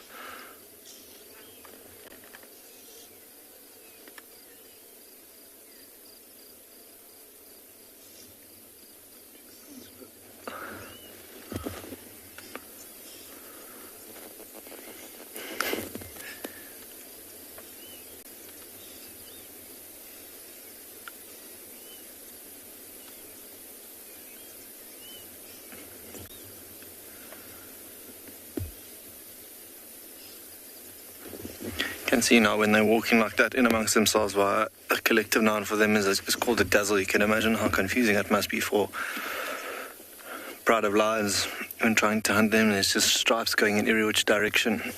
I'm going to ask Odie now to switch sides. There's a western cattle egret surfing the back of a zebra here to our left.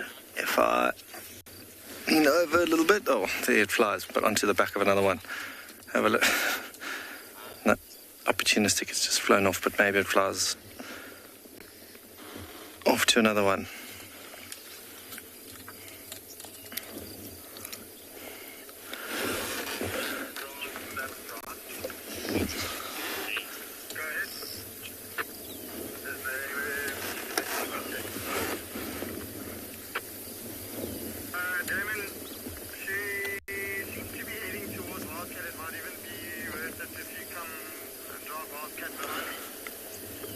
Most amazing light coming through. Lovely to see some unbelievable camera work again from Owen Dull this morning.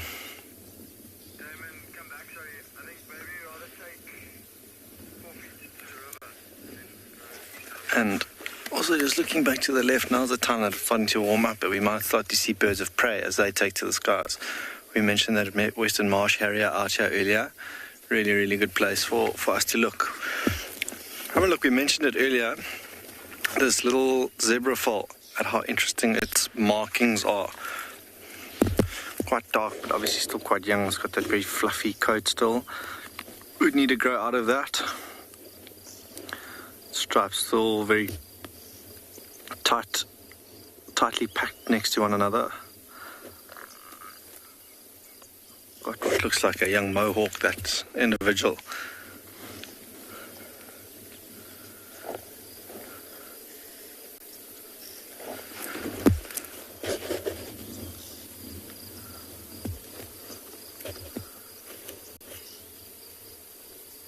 And this floodplain gets pushed up from False Bay, and there have been some massive crocs. Even Owen's commenting on the size of the crocodiles that are in here. You can see how cautious these animals are when they come down to the water, just scanning and making sure the coast is clear before they have a lap of water this morning.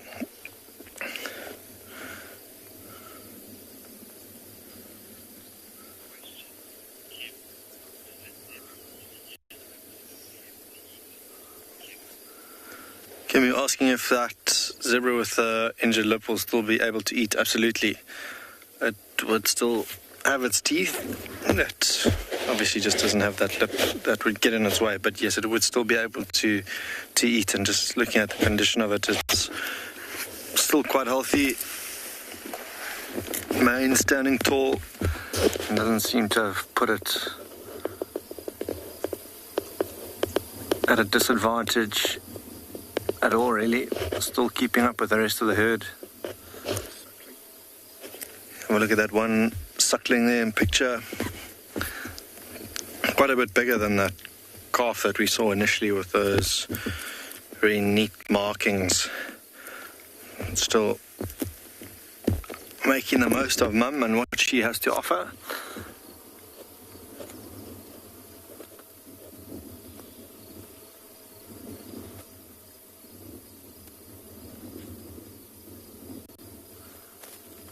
And now just looking at that zebra with that sore lip, maybe it was kicked. It's got a young foal, and often stallions, if they're not the fathers, will give the foal a hard time. Maybe she was just getting in the way of a stallion and took a kick to the mouth. I'm not 100% sure what happened, but that could be quite likely when they buck like that. A hoof to the face could most certainly dislodge a lip.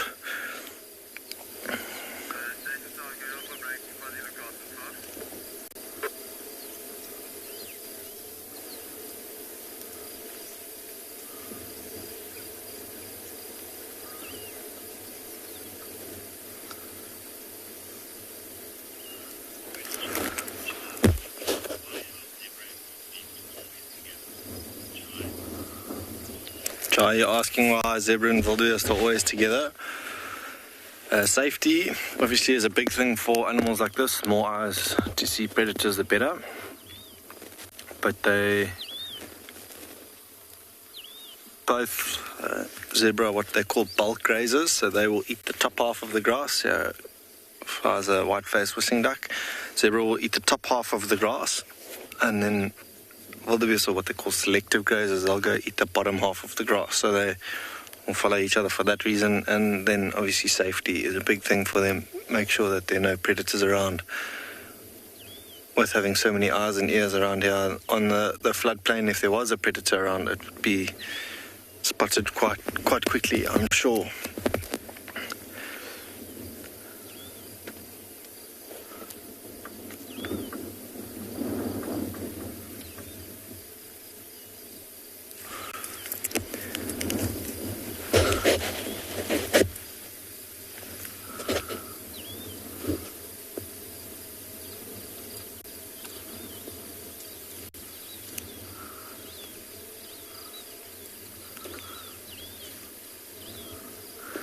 Just now looking off to the left-hand side, it looked like a bird of prey that's just landed. If it does make another appearance, I'll ask Odie to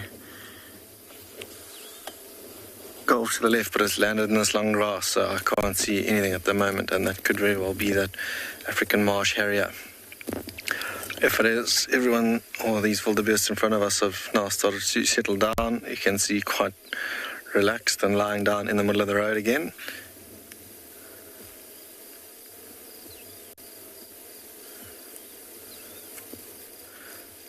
But maybe that marsh harrier saw something like a little field mouse or the likes and descended into the long grass in hopes of its breakfast.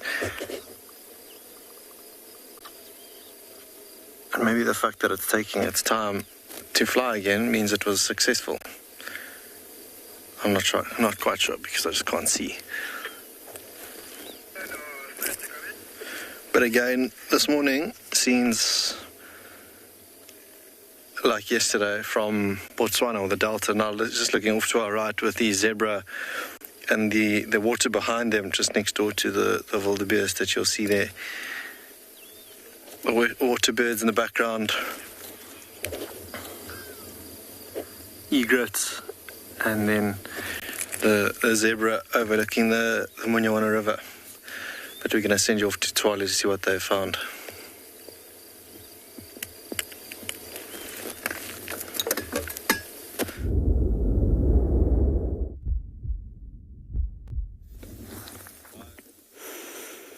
Folks, I think your animals might have been moving a little bit more in the floodplains.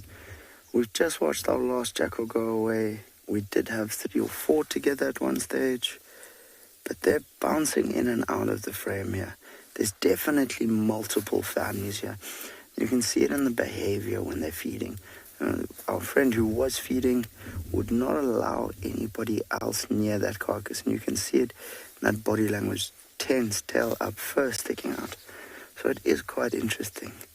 Right now, we're not looking at anyone in particular, but it's just been fascinating watching the body language and wondering who, how, when, where, why, in the manner that you've got this interaction. And Niels pointed it out, going, he wonders if they're not from different families.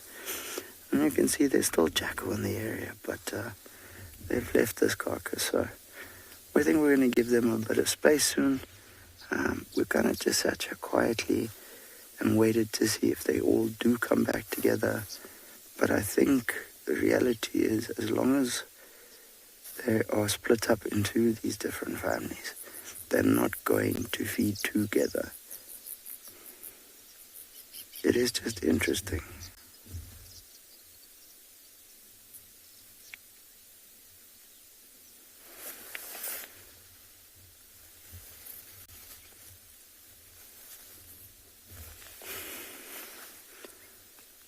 Now the biggest question of all is, why did this oryx die?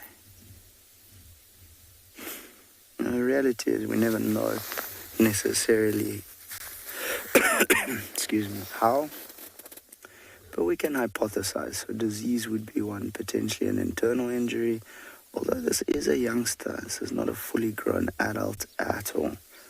So it does leave a bit of a big question mark. But I guess that's the beauty of the bush. There's no guaranteed answers. So I think we're going to leave these guys, and we might come back again this afternoon to see if there's been any major changes and if even the carcass is still here.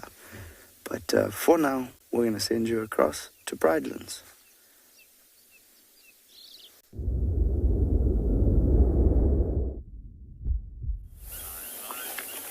So we've made it down to Ndlovu Dam, where right across on the western side there are 2 giraffe just feeding about. I'm hoping that they're going to come closer towards the dam, but for now it seems like they're really just interested in feeding from tree to tree. But we will see. At least that one giraffe is slowly moving in the right direction with oxpeckers in tow. You might be able to see those little birds flying behind it. And it's going to be a very, very hot day today. We did successfully also manage to track a buffalo, which is great. And they're coming in the direction of the dam too, so they might be here a little bit later. But otherwise, it's been a fairly quiet morning. I thought that we were going to get lucky and find all sorts of things, but at least there's a few mammals that are playing ball today. You see, there's also 2 zebras just walking between the giraffes, like the giraffe are their ushers and just making sure that they stay safe. Off they go. They've already come down to have a drink, and then they've moved off. But now as winter dawns upon us, we're going to see more and more of the zebra, of the giraffe sort of lingering in these areas. This will be really awesome to see a variety of animals all huddled along the water's edge. Right, but we'll be patient and see what else comes down to drink. Maybe the next time you see us, the buffalo will be here. Off we go across to Pinda, and I'm sure that their morning has been wonderful.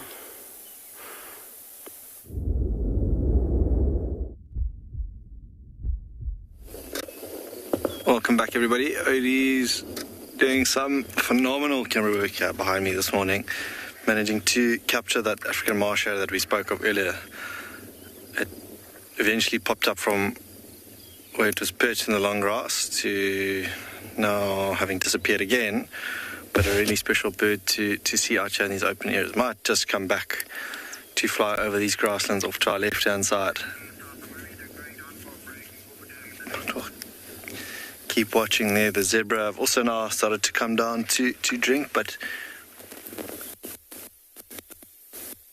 here at the bottom, he just pointed as well. And we'll see if Harrier does decide to come back. But have a look at this herd of zebra that's now, I might just creep 2 meters further forward for you. Have a nice gap at them. Gap through here to watch them drink. Oh, all happening out here from that harrier making an appearance, zebra drinking.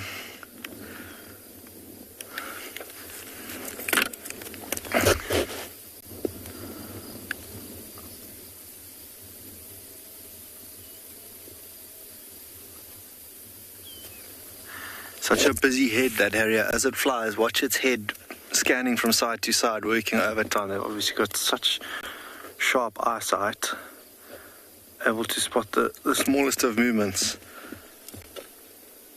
It just makes flying look completely effortless. A little bit of a breeze that it's flying into as well, which obviously makes it a little bit easier for itself.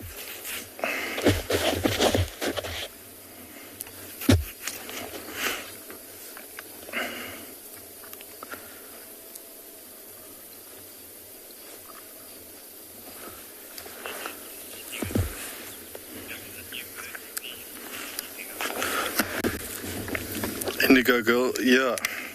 Very, very good bird to add to the list out here. And it's one of the only areas on this reserve that I've seen them here, and in the very far northern parts up in the area that we refer to as the marsh. I've seen them flying around there, but it's still doing its low level flying back behind us. Good, really good bird to add to the list. Still maybe now, as we watch these zebra drink, the opportunity of spotting that yellow-billed oxpecker. Remain forever hopeful to spot that this afternoon. It would be a really good one to show you, especially in this area. For someone like Trika, you'd probably see them every other day on a big herd of buffalo. But for us, we've got to search a little bit harder. And this is the exact spot where we saw it not so long ago.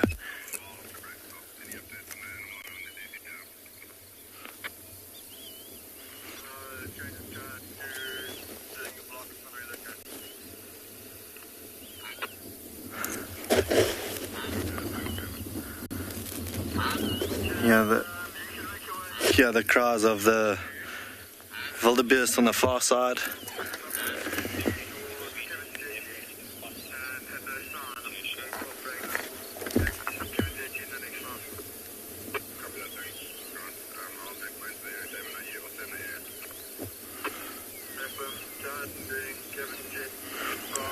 Tishi, you're asking what the difference between a zebra and a quagga is. A quagga is a subspecies of the plain zebra that you see here, that was endemic to South Africa, but it was then hunted into extinction. But yeah, that is a subspecies of the plain zebra that you see here in picture.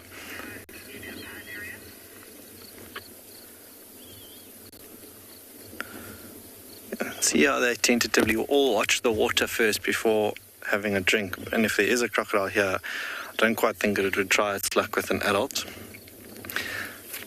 They're not the size of those crocodiles in the Mara River. But something as small as one of those falls, you never know. I mean, if you're patient enough, like Busani was that day here, you could literally see anything.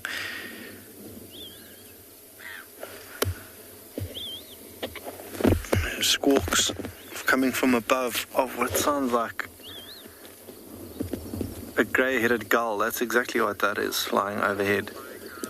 Most unusual, something that you'd typically see close to the coast.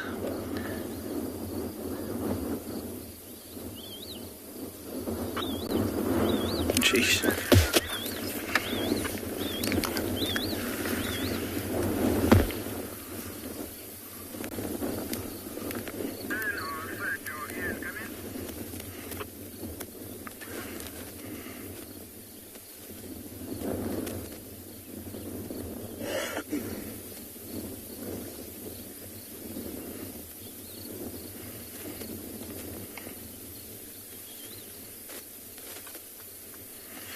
Maybe also looking out for frogs, fish even, those gulls as they now return back towards the area of the coast.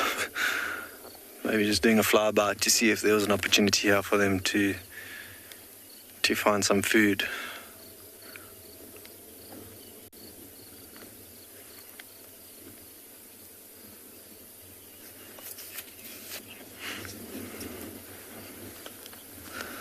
Zebra slowly but surely starting to make their way back towards those thicker areas behind them. Wind's starting to pick up. They obviously can't hear as well when it's windy, so maybe just going to an area that's more sheltered for them to listen out for any threat or potential predators that could be around. Another bird that we could look out for here is a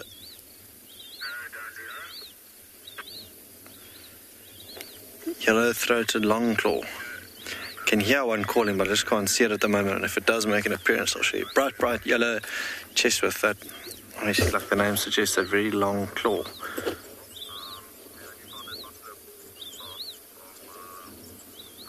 But I don't see it. I can just hear it chirping away in and amongst these wildebeests.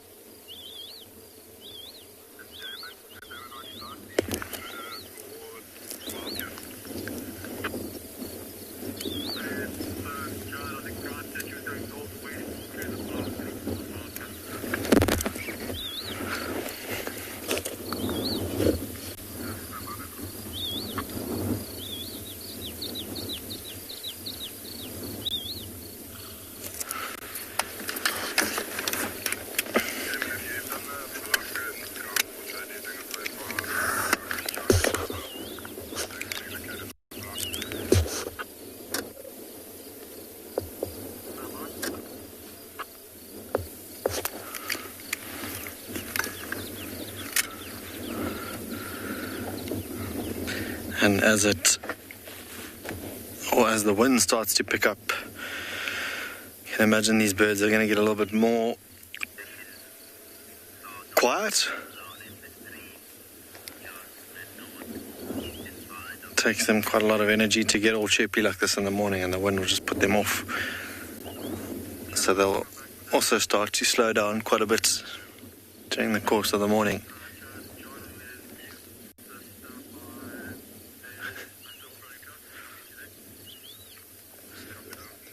There's a zebra here that he's just pointed out and mentioned without a tail that we try and show you.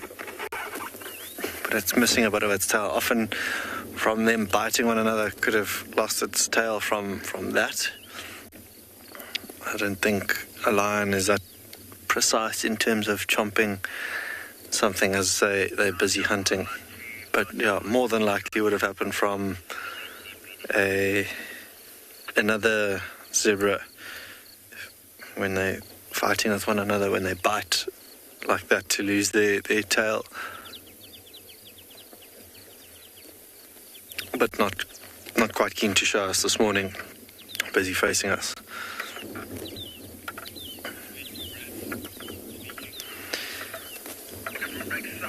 Might venture off into the area now where the rest of the pride of lions was seen, to see what they're up to now that it's starting to warm up, and what else we can find this morning.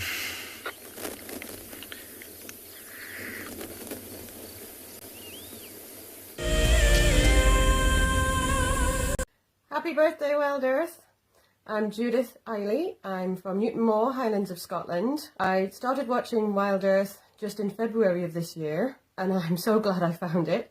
It has helped me through this part of lockdown. Happy 14th birthday, Wild Earth. This is Dina Kay from Hayes, Kansas. I keep watching Wild Earth because it makes me feel part of something that is so much amazing, so much better than anything in this world could ever be. Happy birthday, Wild Earth. I discovered Wild Earth in 2018 when I was preparing for a safari. One day I will get on a live safari, I hope. But for now, happy birthday, and hope there are many, many more. Thank you to all the presenters and the cam-ops and everybody else that's that Wild Earth. And I pray we have many more years together, and someday I'll be able to put foot on the African soil. Congratulations on your achievements and on this milestone birthday. For many years, Wild Earth has taken viewers from around the world to the Mara Triangle, a place of majestic beauty and abundant wildlife. But it wasn't always like this. Before 2001, it was infested with poachers. Illegal harvesting and hunting was rife. Now the situation couldn't be more different. The hard work and dedication of the Mara Conservancy has revolutionized this magical land. But now, the loss of revenue from tourism has created a grave crisis. The Mara Conservancy needs help if they are to continue protecting the reserve and supporting the local communities whose livelihood depend on its survival.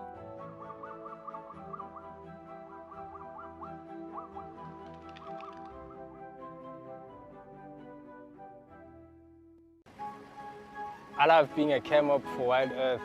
The animals coming right up close to you, especially like lions. Sometimes you get nervous, but you have to go with the flow.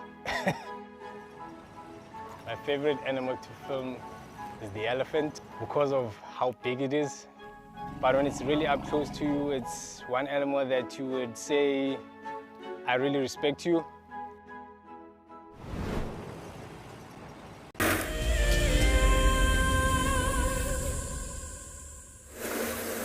Well, unfortunately, we had to leave Tortoise Pan. Well, not that we had to leave.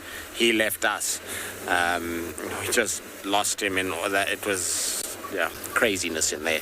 So the last time we saw him was just after we linked away. And then we found him once more after that, and then that was that, done. Interestingly enough, Tingana was on his trail, going as well behind him. So we'll see what happens. The guys said they'll call me if they come out again somewhere around Simamili Dam. So we'll just have a little look around. I'm just thinking now what I'm going to do. There's tracks for male, definitely a male and a female had a little kind of interaction on Vuyatela access. I don't know if that's Tingana, I don't know if it's Tavangumi, don't even know if it's Tortoise Pan. But there was definitely a male-female. You could see where the male kind of chased the female a little bit, and then they walked a bit together. Her tracks are still going down the road here, and I expect them to be the same tracks that Trish saw earlier and that we also saw. So I don't know now which way they've gone.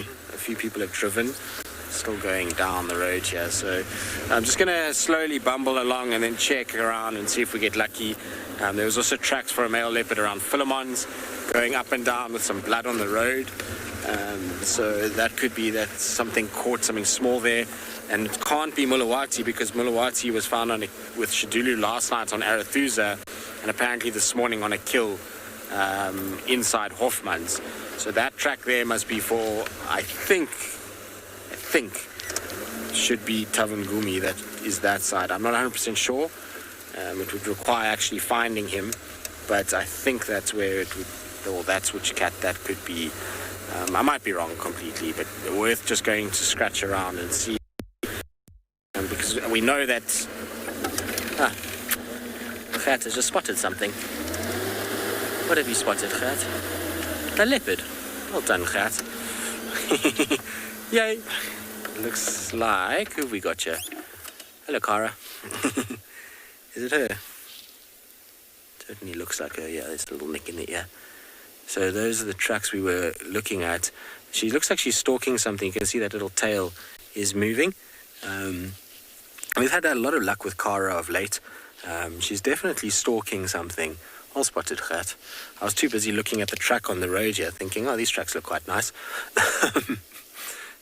to actually pay attention. But anyway, like I say, from a male point of view, it could have been any of three males that are in this area. Tingana, Tortoisepan, or Tavangumi all could have walked around this section. So which male it is, I have no idea. All right, I'm not going to move too much just yet, purely on the basis that I can't see what she's stalking, and I don't really want to disrupt her. What I might do is just get us off the road and give us just a little bit more height so I can just follow where her tail goes, because we know with her she can be pretty sneaky, so we won't off-road much, but what we will do is just give ourselves this little bit of height. She's already going quite fast away from us. Gavin, no, I don't think so. I think they come in every now and then, but they don't live here. So transient leopard, yes. Living here, no. A transient cat, would come through and we would never know that it was here, but one that actually is territorial and sets up a territory, never. All right, so Gert says he can see impala.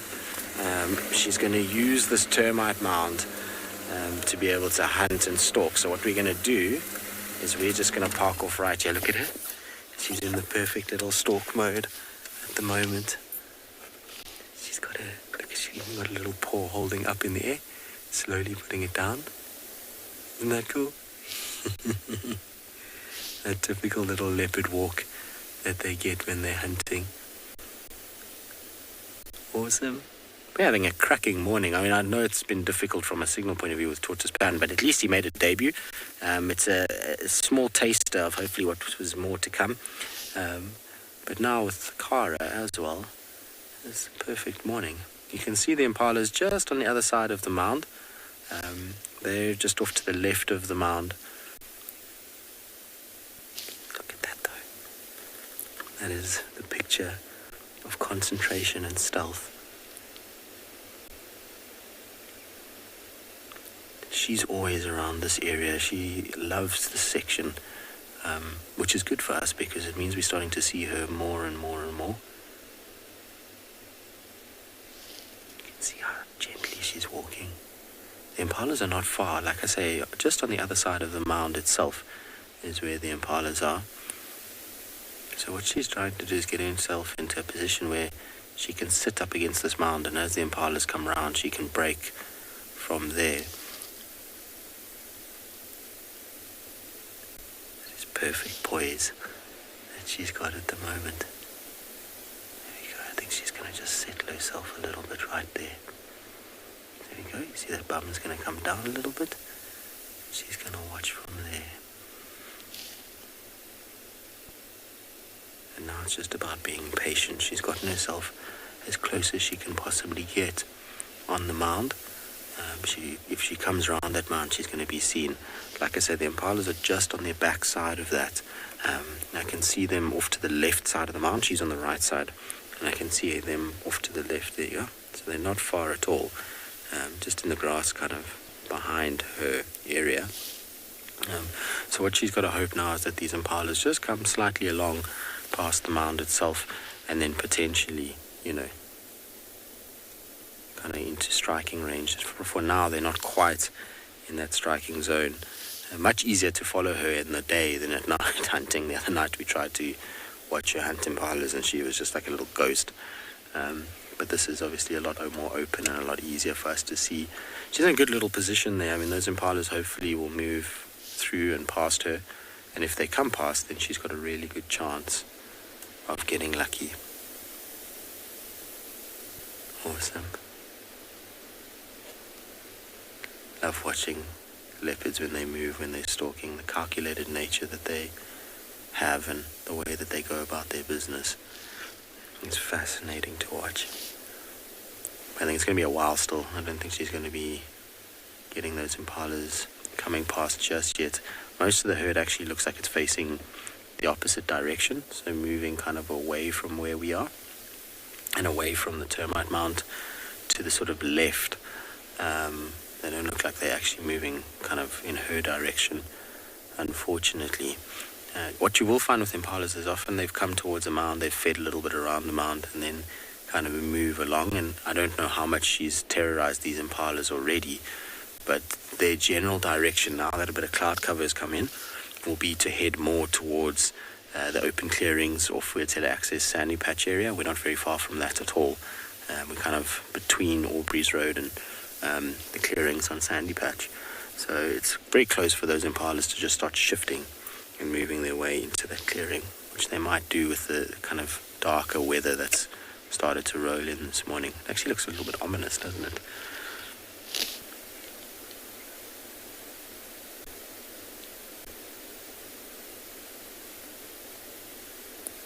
Very, very cool. I'm glad we get to see her more. You know, she was a leopard that probably was a bogey leopard for me for a long time. I didn't see this cat properly until fairly recently. Was it the end of last year or the beginning of this year? Somewhere around there was the first proper sighting I'd actually had of her. The only time I'd seen her prior to that was once on foot, and the grass was so long, all I could see was her ears and her eye, and her mom standing over her, kind of looking at us with a kill between their legs, at a proximity that probably was a little uncomfortable, to be honest. Not too far from here. And that's the only kind of sighting I had. She was always the one that sort of avoided coming this side, and Trish was actually the one that was luckiest with her, and Steve, the two of them used to see her quite regularly. Well, not regularly, but they were the ones that picked her up most. And then now, you know, it's changed a lot. Now we're starting to find her regularly and starting to understand her pattern. She has a very specific little area that she likes. So she likes this northwestern part of Djuma and then in a little bit to Buffelshoek. But there's very certain spots within that area that she's spending time hunting. So just around Sydney's Dam, excuse me, she's hunting a lot there. And then this little open clearing on sandy patch at the moment, and that's probably due to the rut at the moment. It's concentrating the impalas in those areas and making life good for her. There we go, look, she's just hunkering down in the hope that the impalas come away. It's why we're staying quite far back.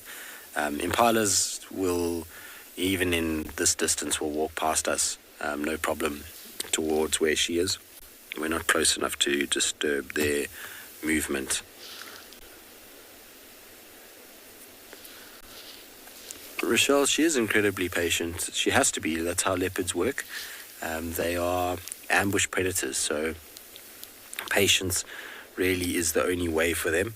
If they're not patient, well, they're not going to get it right. They're unlike cheetah, or lions that have prides and cheetah who have speed. They can't go from a long way away. They need to make sure that they're right up close underneath that animal's nose. And then from there, they can stalk. Although it seems like the impala are drifting. I can see them moving from her side further to the left now, and they've actually gone out of view completely. I don't know if maybe there's still one straggler impala around the mound that she can see, or if she's just decided, no, there we go, you see she's picked up her head and realized maybe that they've moved off a little bit. I wouldn't be surprised she comes back around this mound a little bit and then starts to shift kind of parallel with them. You see she's noticed that they're not as close as they were.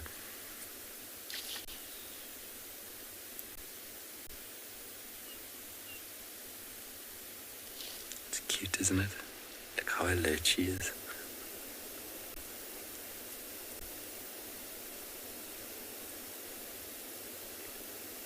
Michael, did the impalas go away? She's trying to get her head like around and crane it around the mound as much as possible without being seen. But they've moved, girl. They've gone more to the left. Like I said, there can be still a male that's kind of straggling behind. Often the ram is the last one, so he might still be there. But the way that she's moving, you can tell that that's not the case. Look at that. You can't tell me when you watch a leopard moving like this that there isn't some part of you that is completely captivated by their beauty and their sheer efficiency at being stealthy. You see how she went around the mound, has now stopped. She's reassessing, okay, where have these impalas gone and how do I get to them? So her hunt is just in the beginning phases. It's still a chess game right now. Still working out, okay, where do I go, what do I do, how do I get there? Now, interestingly enough, the other track that we found going up Vuyatela Access must be Tlalamba. I can't think of any other female, unless it's in Zutini, because Shadulu is still Arethusa side. She was there last night and again this morning. So I don't think this is her track. So it must be Kara here, and I think the other one would be for Tlalamba. I might be wrong, but that would be my guess. But Tlalamba's doing miles at the moment. The last 2 days she's been on a mission, and as much as it's nice to have Tavangumi around and Tortoise Pan, obviously they pose a very real threat to her cub. And where those tracks for that male leopard are today are not that far from where that den site is. It's a pretty close walk for a leopard or, even a human. And be able to get there pretty quickly.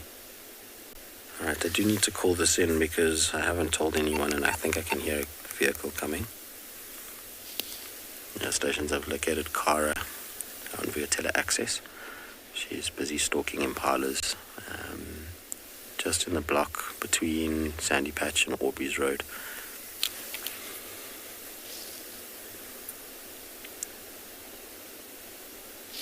Look at her slinking. Turn that down a bit.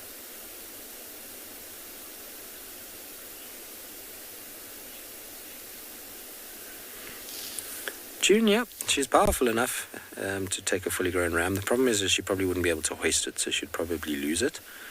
Look, she's sniffing. Wonder if that wasn't where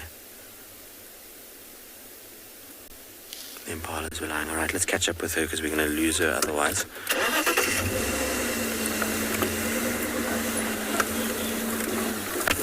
Like I say, luckily the impalas have gone quite far that way, so we can follow her now. And she looks like she's turned the wrong way anyway, for some reason. She's going the wrong side. Sorry, girl.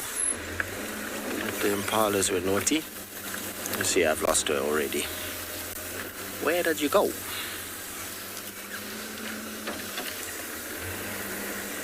She unfortunately can be a little bit trotty, so she trots a little bit. She normally can find her again, but she just moves a little bit quicker, and then it takes you, she's a little further ahead than you often realize.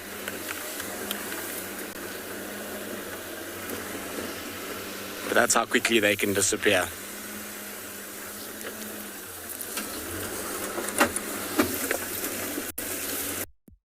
Alright, I'm going to try and find her again in this. She shouldn't be too hard to find. In the meantime, let's send you across to Tswalu.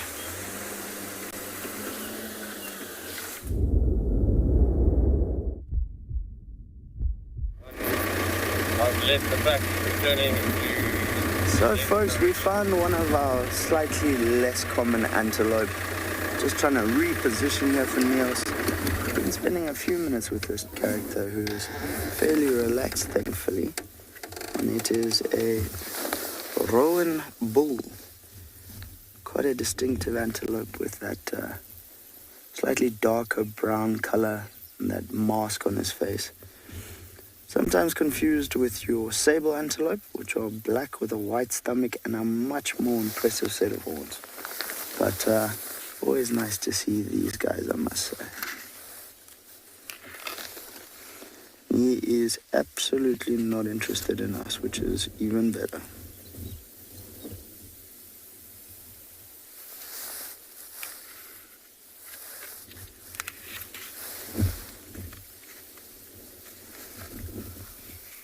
can see a little bit of a wind here in the grass. So just nice weather all in all.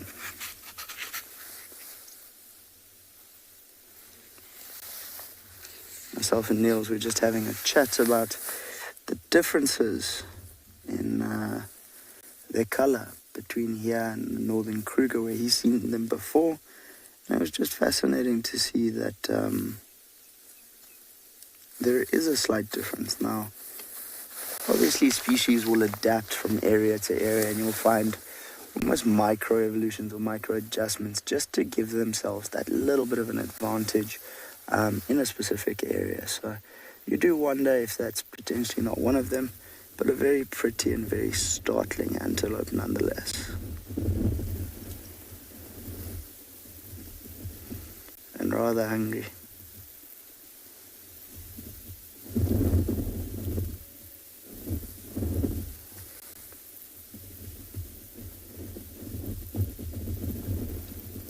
That ridging on the horns just helping when they clash, that those horns don't slide up and down, but almost lock together. Those very big ears. I find them an incredibly beautiful antelope because of those contrasting colors and that mask.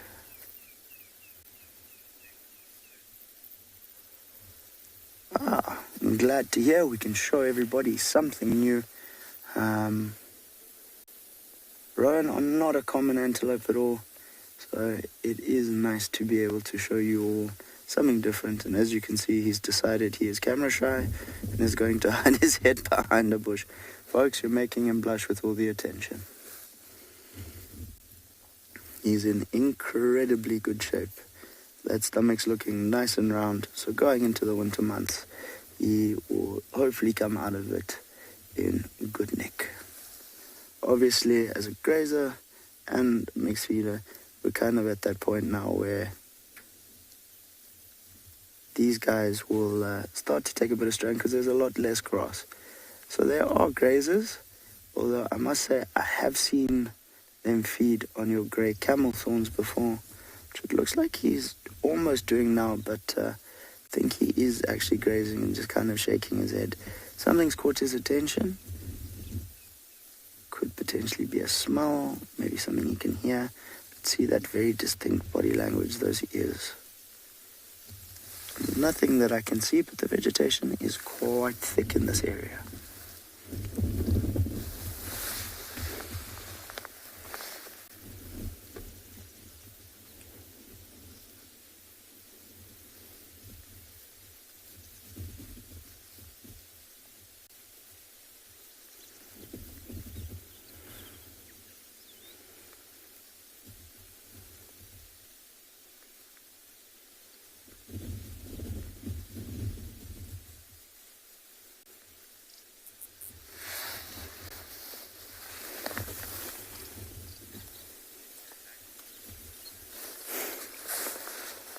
Don't worry, folks, neither can I. Normally these guys are taking off at 100 k's an hour. So the fact that this bull is this relaxed is just an absolute stunner.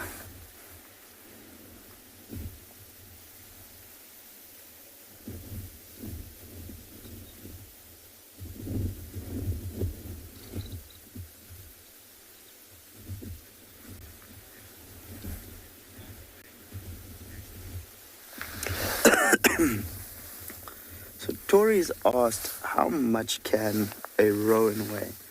Now, off the top of my head, taking a look at him and the fact that he's of a similar size to, say, a bull kudu, I'd put him in the 250 to maybe 300 kilo range. So quite a heavy animal, but by no means in the ranges of your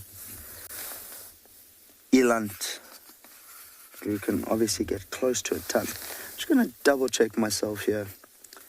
And that is the beauty of our industry, is the fact that you're always learning. And I must say, I'm never shy to go to my books. Just want to double check myself here and see if I can find our friend.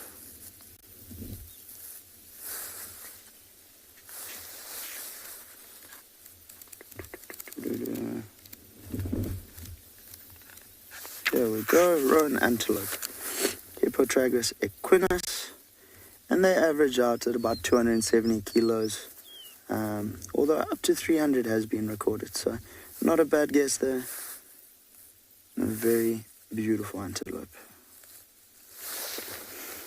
So he's slowly heading off, and I think we are going to do the same and bid him adieu and thanks for joining our show. All right. Well, there's something. Trico has something interesting in a tree. Why don't you go have a look? Enjoy.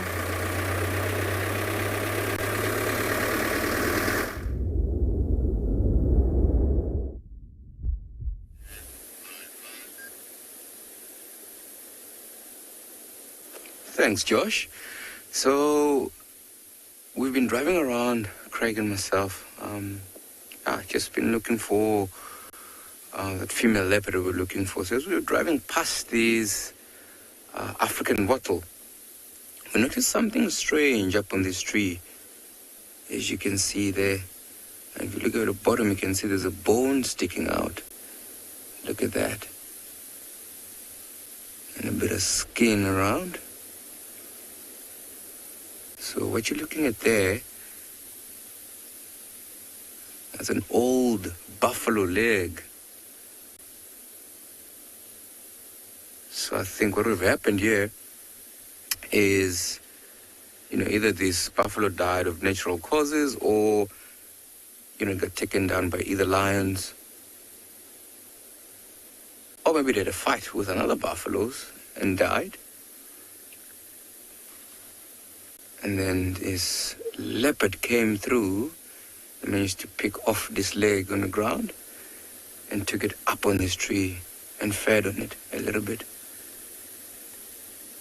And once it was done, he just left it up on the tree like that. I mean, although we haven't seen the leopard itself, but it's quite nice to see some signs of them,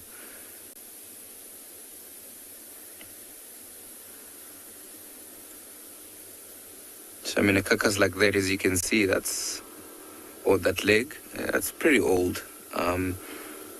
This particular leopard that took. Sorry, there's an anti-poaching aeroplane just flying right above us. So, yeah, I just left it up on the tree and just went. So it's not worth to follow up on, a leopard that has put that carcass for quite a long time up on that tree. A leopard could be really, really far.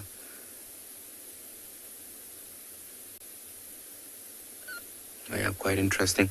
So I think, we're gonna move out of this area, still continue a little bit and see if maybe we can get lucky.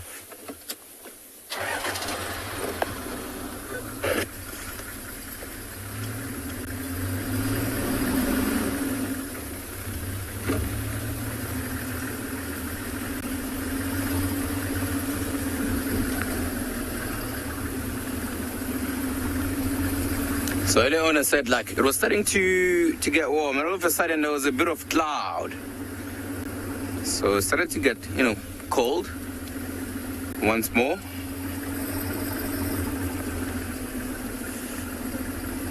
So I don't think,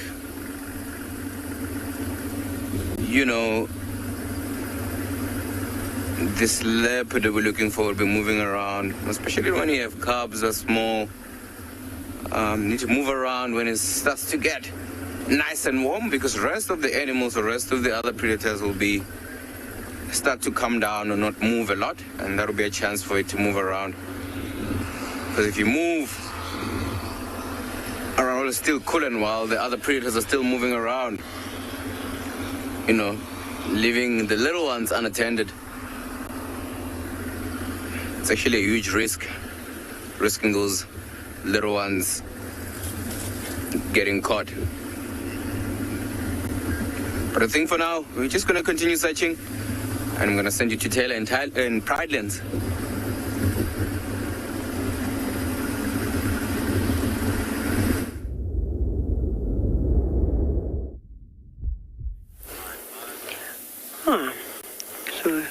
now got an elephant, just one, that has come down to have a little drink. Probably one of the bulls that we see almost every single day. Hopefully this is going to be an encouragement for other elephants to come on down. But not too long ago, we actually had a wonderful experience with 2 buffalo bulls that came through to have a drink quite close by, which was really, really nice. So, like I said, it's going to be a really, really hot day, so I expect activity, I thought it was a difficult word, to be quite good around the dam for the rest of the morning. And there's still a few giraffe lingering, but I'm hoping one will pop out soon that we can see it quite nicely. And the buffalo herd shouldn't be too far off, and, well, we can expect a herd of elephants as well. Now, the dam hasn't been as busy as it normally is, so perhaps they were drinking elsewhere. But normally that happens, sort of in ebbs and flows. Each dam takes a turn to be quite busy. So I think Ndlovu Dam will be a very good area. Hopefully this afternoon we'll get lots and lots of swimming elephants. Well, you'll have lots of swimming elephants, hopefully, with Steve, because he's coming back for a couple of days, maybe a week or 2. Isn't that lovely, though? It's so peaceful here this morning.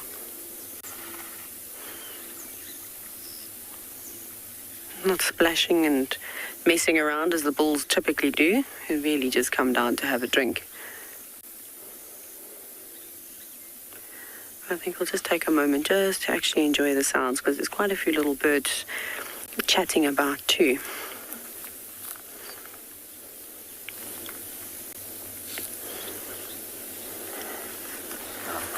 Right behind Now there is a vehicle also enjoying this sighting. You see they're just on the other side. We're all the way on the southeastern side of the dam.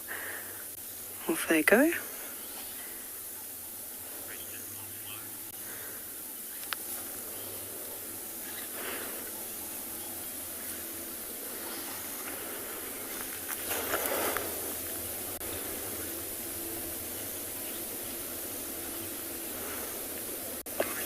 Might be a little bit far away for you to hear him drinking.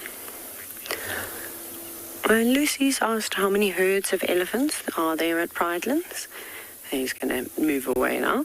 It's very difficult to say because it's an open ecosystem. So Pridelands only has a fence line on the western boundary and then also on the southern boundary. And that literally is the divide between the town, Hoedspruit, and the start of the Greater Kruger, which is quite an epic thing.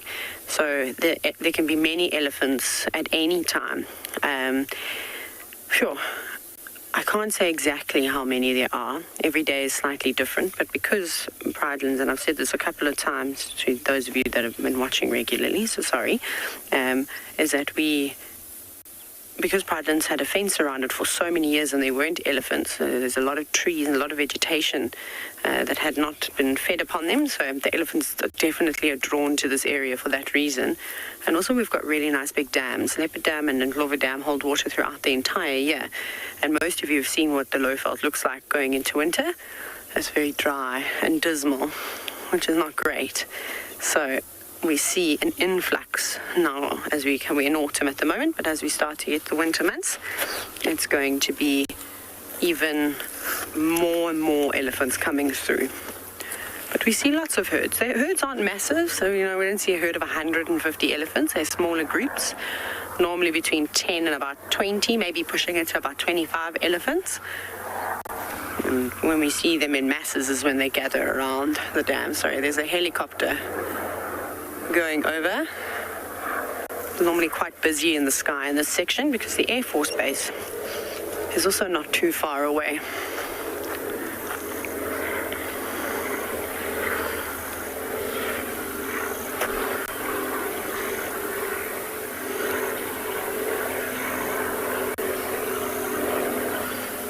Just sort of splashing about.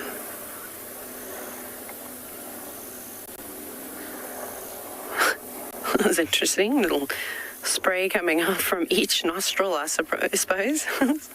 Spraying out the sides. It wouldn't have been a very effective drink of water. Maybe he's just playing at the moment.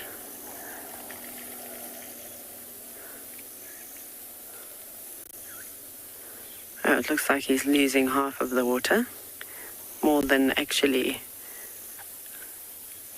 drinking any of it.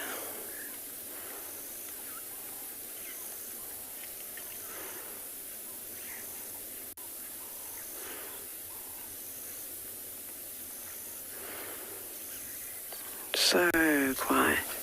No sign of buffalo or any other breeding herd of elephants just yet. But we'll be patient and we'll keep waiting.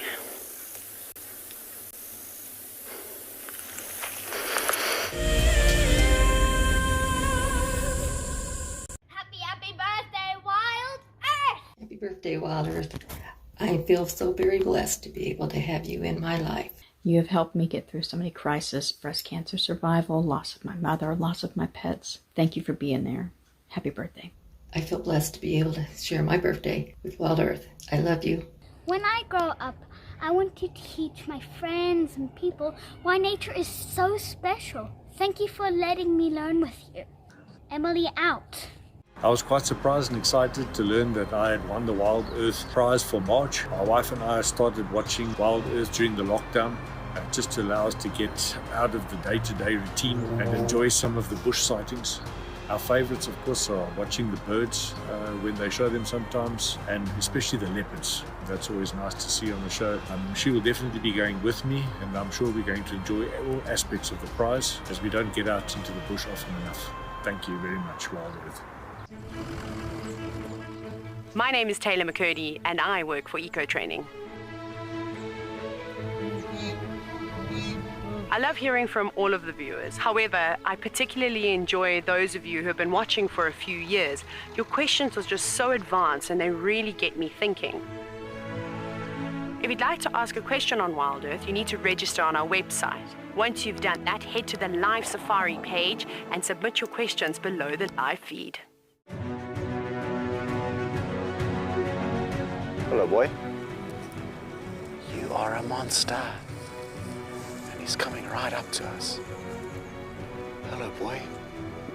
Oh, settle down. Settle down. He is very, very close. He's pushing his trunk against the car. You can feel the car moving. Hey, hey, hey, hey. Stop that. Expect the unexpected here on Wild Earth daily.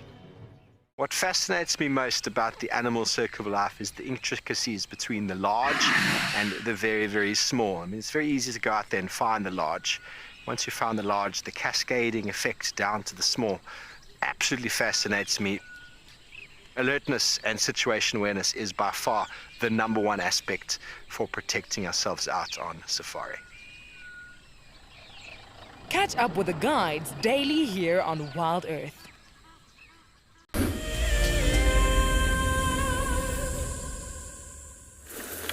Well, we've lost Cara. She went trotting off too quick for us, and we lost view of her, and I don't know where she's gone. The impalas have run and snorted, and then she's just disappeared on us. The last time I saw her was running towards where we are now, but it's so dense and thick here, and she has this little habit of lying flat right next to you, and then only if you drive where you can see her, then she stands up, but otherwise she just hides there and sits and waits until you're gone. And so if she's like that, then, you know, obviously she's wanting to doesn't want us to view her, which is fine.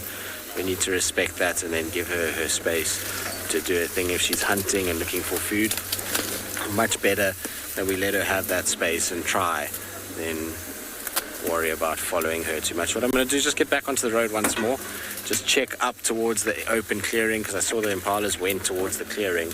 See if we can't spot her coming out following those impalas. We're going to have to just change direction here slightly. It's a little thick and a little dense. Lots of little hidey holes for a leopard in this section. Could easily be anywhere here.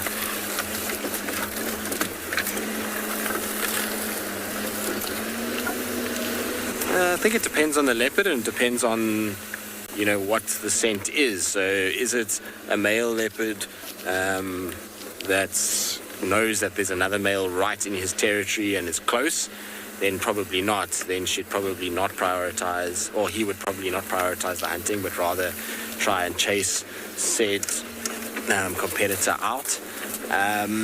But in saying that, if there's really a golden opportunity and they feel like they can get it, then you'll find that they'll take it. They're not going to be animals that will just turn down, even if they're on the trail.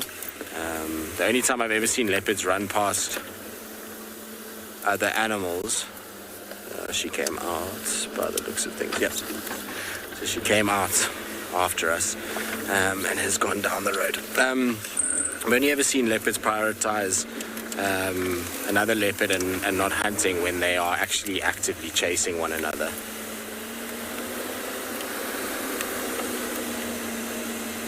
So it looks like she's just walking along the road here. Trying to just go slowly because I know she can sometimes just when she hears the car, she just cuts quickly off the road and then into an area where you can't see her. Still, the tracks are still going down. Here's somewhere they turn by the looks of things. Okay, still going.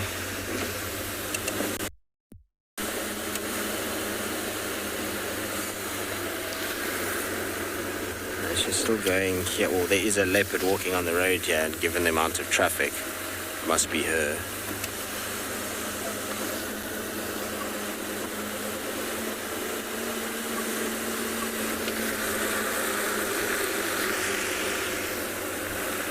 Just going slowly because also she's a leopard that requires a little bit more space, so I don't want to go quickly and then we bump her too fast and she runs again. Shame.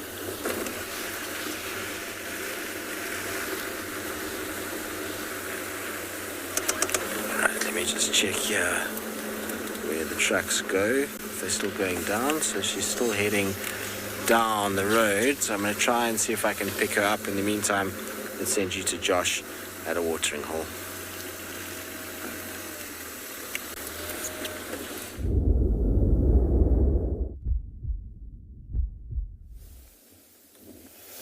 Well, folks, we decided to go from mammals to birds. So we are sitting at a waterhole, just having a bit of a look around, and got some little three-banded plovers posing very nicely for us there.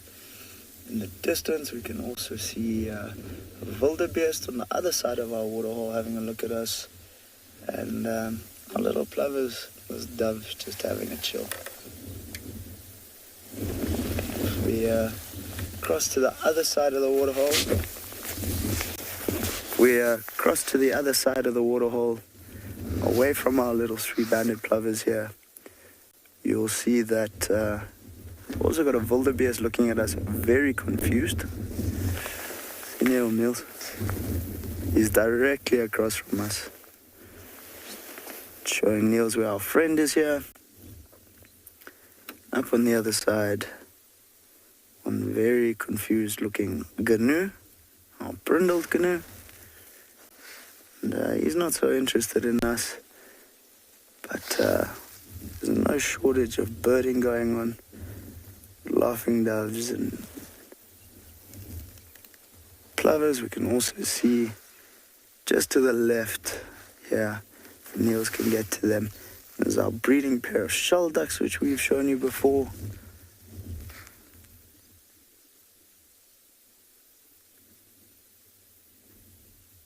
And they're in that gap there.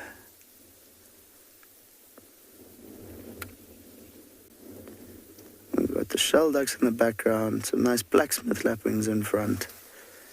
So, not a bad haul. Though some of your more common species, it's always nice just to slow down for a second and do a little bit of birding.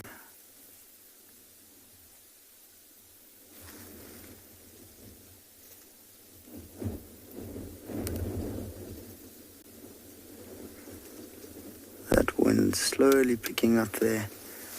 Bit of a bite to it. that female shell duck in the background there feeding. Blacksmith lapwings are as well. So quite a nice little haul. Just having a look around if we haven't got any of our brighter colored friends. But although I can hear our crimson-breasted shrike, I can't see one at the moment. And that is an incredibly beautiful bird. But as you can see, waterhole is fairly empty.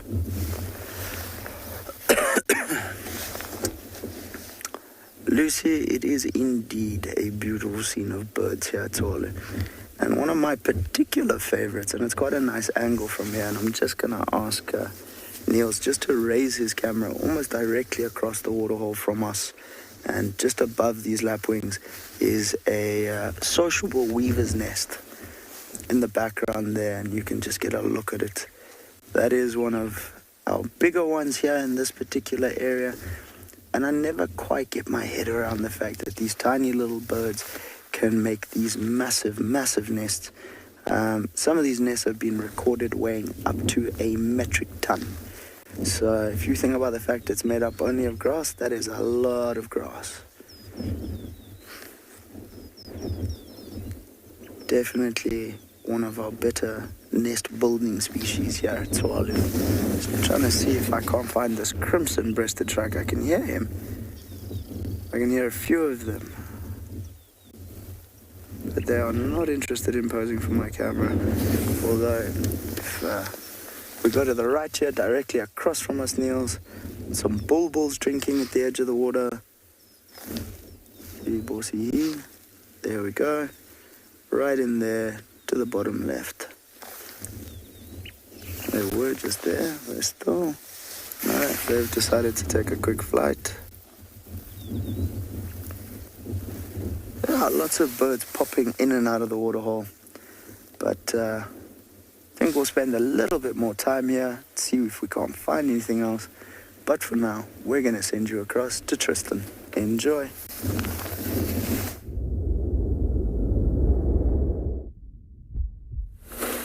Well, while Josh looks at bird activity, we found Cara again, this tractor basically, and found her on the road. She's just on my right-hand side at the moment, sniffing about in a little thicket. His tail's disappearing, don't worry, Kat. Being Cara, so she's not sitting still at all. We'll try and kind of catch up with her, but she was just walking down the road and she's not scent marking, but she's sniffing and phlegm gripping everywhere Kalamba, well, what I think is Kalamba, has marked, because she's on the exact same track following this morning coming up, and she was heading the opposite direction. Then she cut off after she sniffed a bush for a very long time. She smelt and she then figured out that maybe that's a leopard. She doesn't know. I must be a little bit more careful. Now, where's she gone? See her. On the right there, okay. Do you want me to come around more, Kat?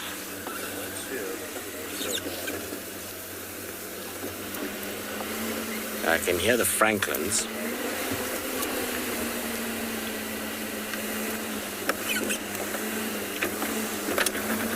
Where did she go now? See, this is what she does. She just turns last second and gone. It was clear it's open here. How far was she when you saw her?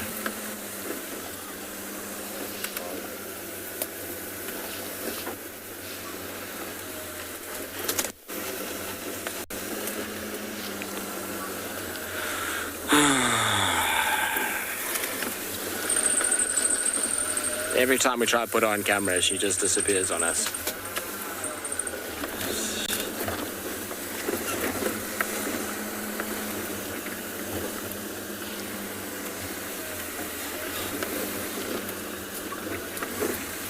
Was she here? Going this way? Okay. Sorry, I'm just asking Kat because he was the last one to see her. You know, difficult for me to always see what's going on because I'm trying to drive as well. You know, when she starts to do this kind of stuff. But I heard the Franklins this side, so just checking to see if she didn't come back this way. It's Very possible. All right, we'll try and find her again. In the meantime, though, let's send you to Ngala with cats that are actually behaving themselves.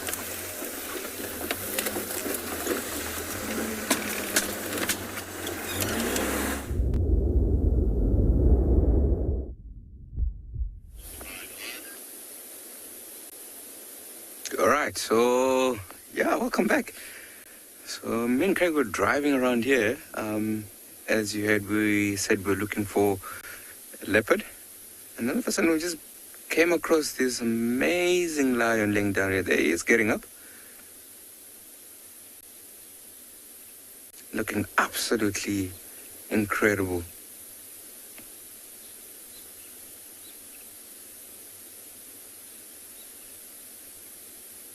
I'm just wondering what caught his attention. And also in this area where he is, there's some big clearings here, especially in that area where he's looking. So normally you find some impalas here. So maybe that would have caught his attention.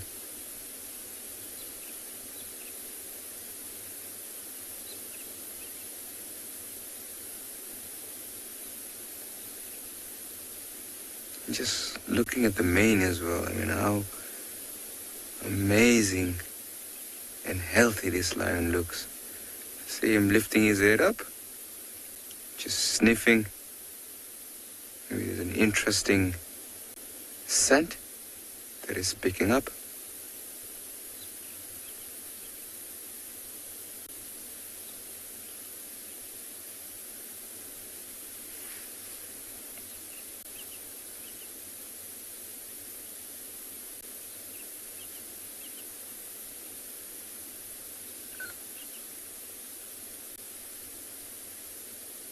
So with this particular male we're looking at right now, he belongs to the Birmingham Pride.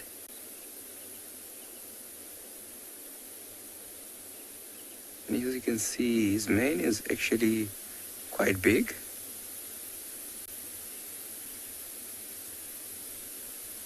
And well developed. So this male is around 4 years old. So we see him quite often. And I think at this moment,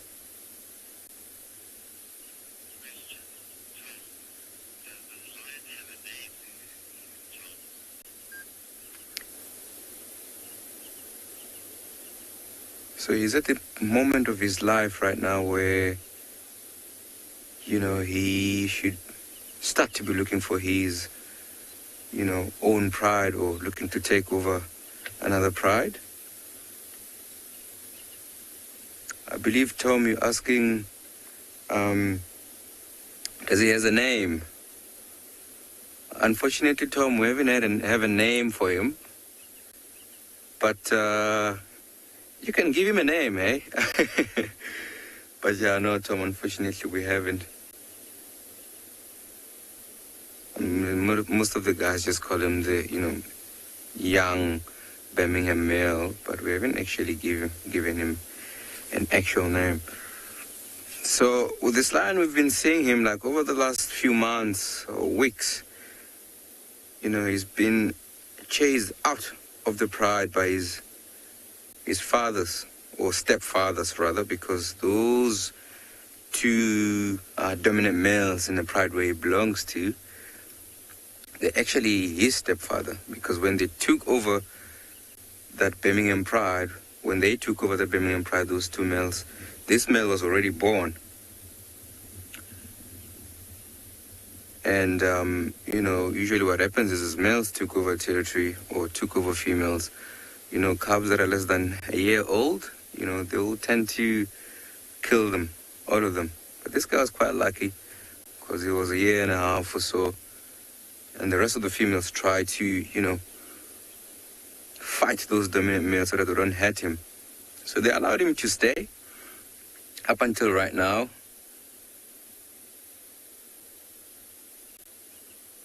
So he's just been spending time on his own. Because if he comes closer to any of those females, his mothers and, you know, sisters and the rest of the pride, he's risking a chance of getting killed by those dominant males. Because, I mean, if they allow him to stay, then they're going to compete for females.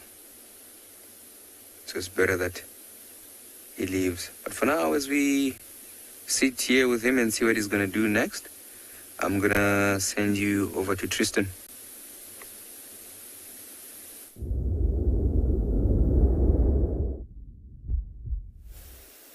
Well, we managed to find her again. She was miles from where we lost her. I don't know how she covered this ground. Luckily, this particular block I know very, very well from bushwalks and from tracking multiple different cats through here. There's a very large game path, and I was pretty sure she was going to head towards this direction. So we came down the game path, and sure enough, there she was on the left-hand side of the game path, almost coming towards it. So finally got her, and she's fairly stationary again, and we can actually see her face. I don't think we've seen her face once this morning. It's been kind of just following her back end most of the time. You can see she's fairly warm. She's been fairly active and moving around quite a lot. So I'm sure she's starting to get a little tired. Look at that, she's just looking up at birds that are flying around. She's pretty though, isn't she? You can see her mom in her. Hopefully she'll come and kind of walk towards us once she decides she's looked around enough. I think she's probably a little bit surprised that we managed to catch her again on this side because we kind of went out a long way away from where we last saw her, and just on a whim sort of kind of headed up here. Maybe this is her just like, well, hang on a second, where am I going to go from here? But you can see how well they camouflage. It can be a difficult animal to spot when it wants to be. If she lies down there, there's no chance of us seeing her. That long grass will hide her completely. You can see just from the shoulders up, you make her out, but the more you come out and the more you sort of zoom back, and if she sits still, it can be a tough animal to kind of pick up in the long grass, especially if she sits down. I think that's why she likes this area, is at the moment there's a fair density of impalas around, but the grass is still nice and long, which allows her to be fairly active.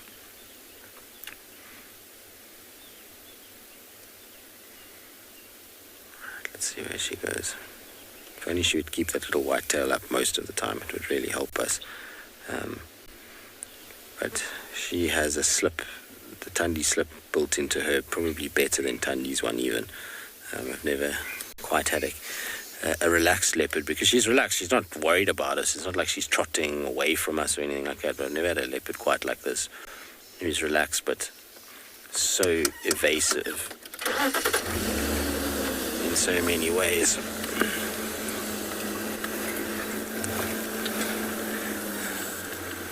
All right, we'll try to see if we can get one more view of her or a couple more views of her. Let's see how we go. In the meantime, let's send you to Josh at Tswalu.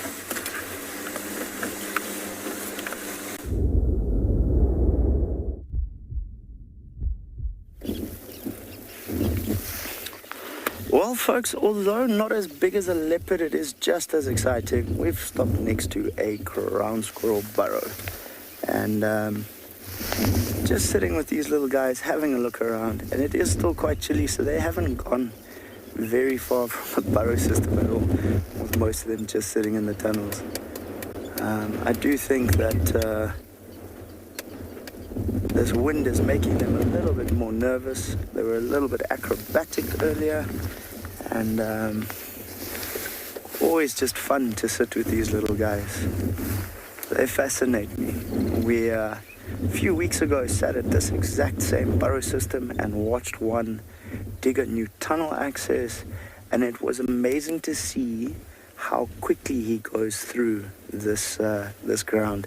If you take a look in front of that burrow system, you'll see all the debris from digging these tunnels, and a lot of it is rock. It is not soft sand. This particular area we're in, these guys have dug into the Tswalu Dam wall. It is compacted rock-hard sand, and as you can see, a lot of rock in it. So the fact that they're able to go down centimeters a minute is incredible to me.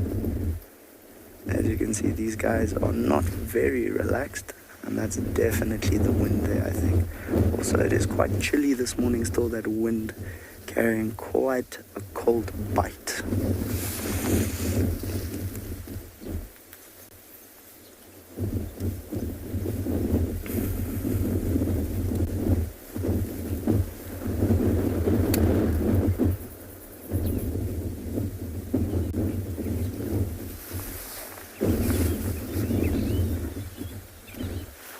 You hear some sandgrouse in the distance coming in, so just nice to have a little bit of bird call to accompany our little ground squirrels who are not looking too keen to go too far from home, but rather just sort of spend the day in bed, if you like.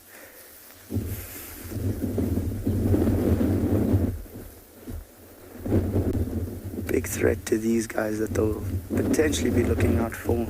It's our most common bird of prey here on the property, our pale-chanting goshawk.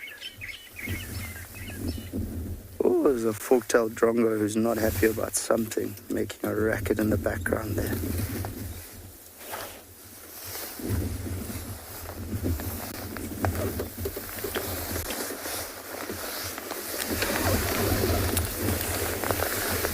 Very cute little guys. Our southern grouse. Oh, bit of grooming going on.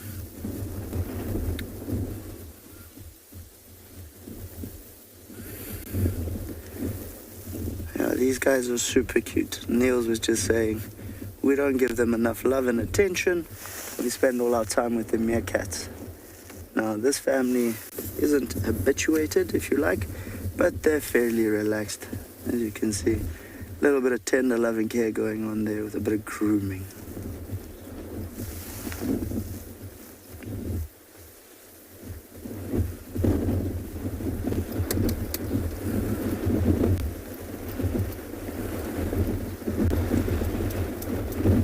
So we can see about 5, but I know there's a few more, so I do wonder if a few aren't in the tunnel systems.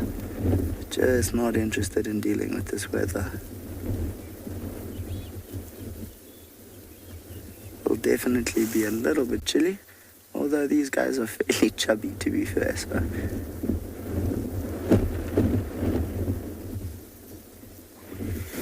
So Susan has asked how many can live in a burrow system. Now, Susan, these burrow systems can be quite large. The biggest one I've seen is in an area called Kink in the Road. It's close to where one of our meerkat families is. And the most I've ever seen in that system was about 15 individuals. So quite large. Obviously, they won't all be sleeping in exactly the same chambers and that, but you find your females and young will be using certain chambers and that at night, while the males will be using others. So quite an interesting little social structure there. But yeah, the most I've ever seen together is about 15 individuals. This little guy's looking like a bit of a jack-in-the-box with just his head and shoulders sticking out. That very distinctive white eye ridge. They really are cute.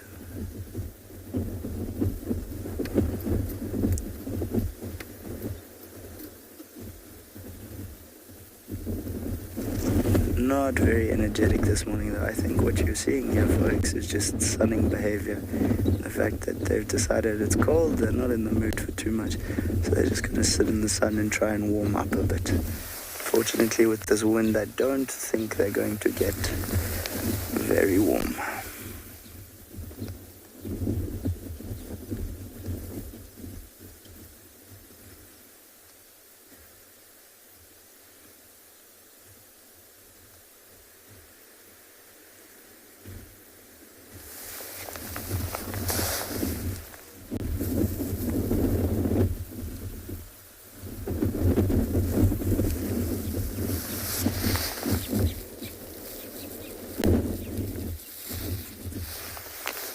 Very peaceful morning, just watching these guys. Still right here next to the waterhole you caught us at earlier. Just watching, having a bit of a look around. We've got our little squirrels having a bit of a sunbathe. We've got our little grebes now floating on the dam, and a couple of other bird species popping in and out.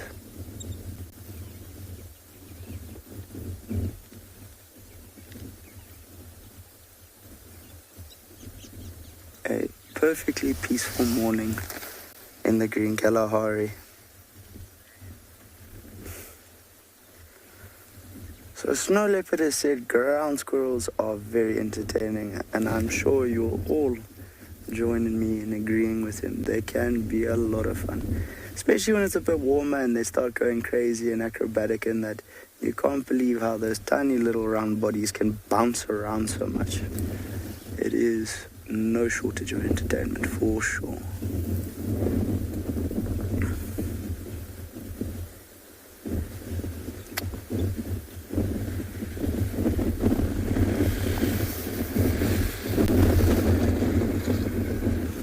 One of our meerkat habituators going past. It looks like he's just coming from spending some time with the Rockstar family.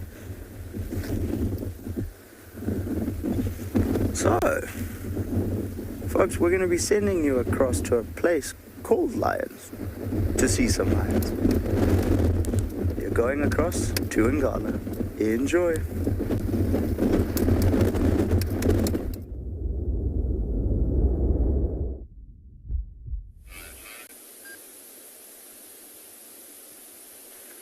Welcome back, everybody. So yeah, since we've been here, we haven't seen much movement from these animals.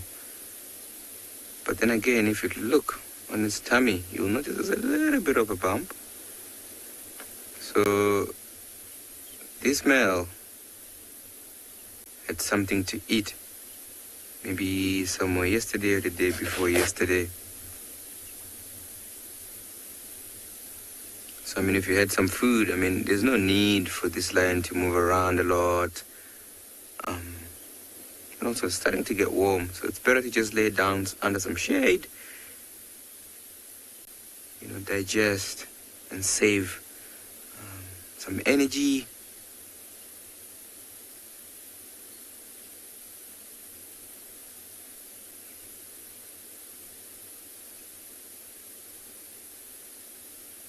So I think as the sun starts to heat up even a little bit more and start to, get much warmer, I think this line will move into that shade that you see behind it, even a little bit further inside there.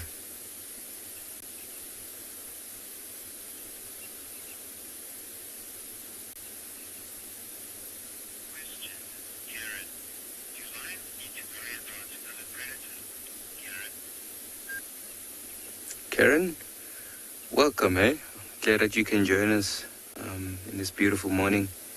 So do lions have to worry about other predators? Yes, definitely they have to. Especially other lions, If other lions that are not related to him, if they come through here, they might hurt him, even to an extent, kill him. So he has to be on a lookout.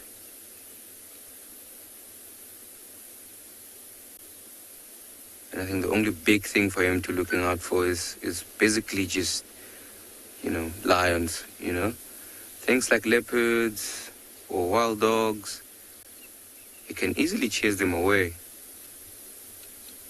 But for example, if there were hyenas, maybe 10, maybe 15, even 20, they might potentially hurt him. Even though he's laying down, looks like he's sleeping. He's still sharp. If something comes move around, or there's a sound of a little bit of a movement, or if he, picks up a scent for predator, you'll see him, he'll be up very quickly, and he'll be looking around. Especially for him, because he's been spending so much time by himself,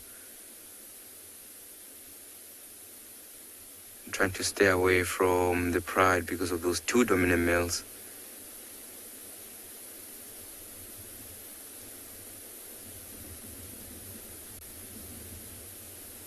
You can see the grass is moving a little bit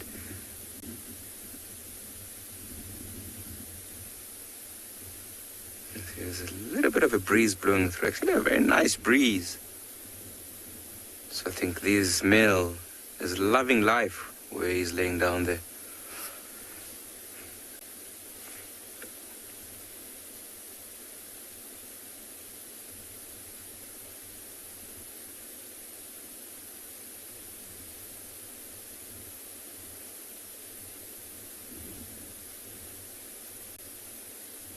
And if you look at the color of the grass as well, you know, like how gray it is. I mean, actually camouflages very, very well. I mean, you can almost drive past here without even knowing if you didn't know he was here.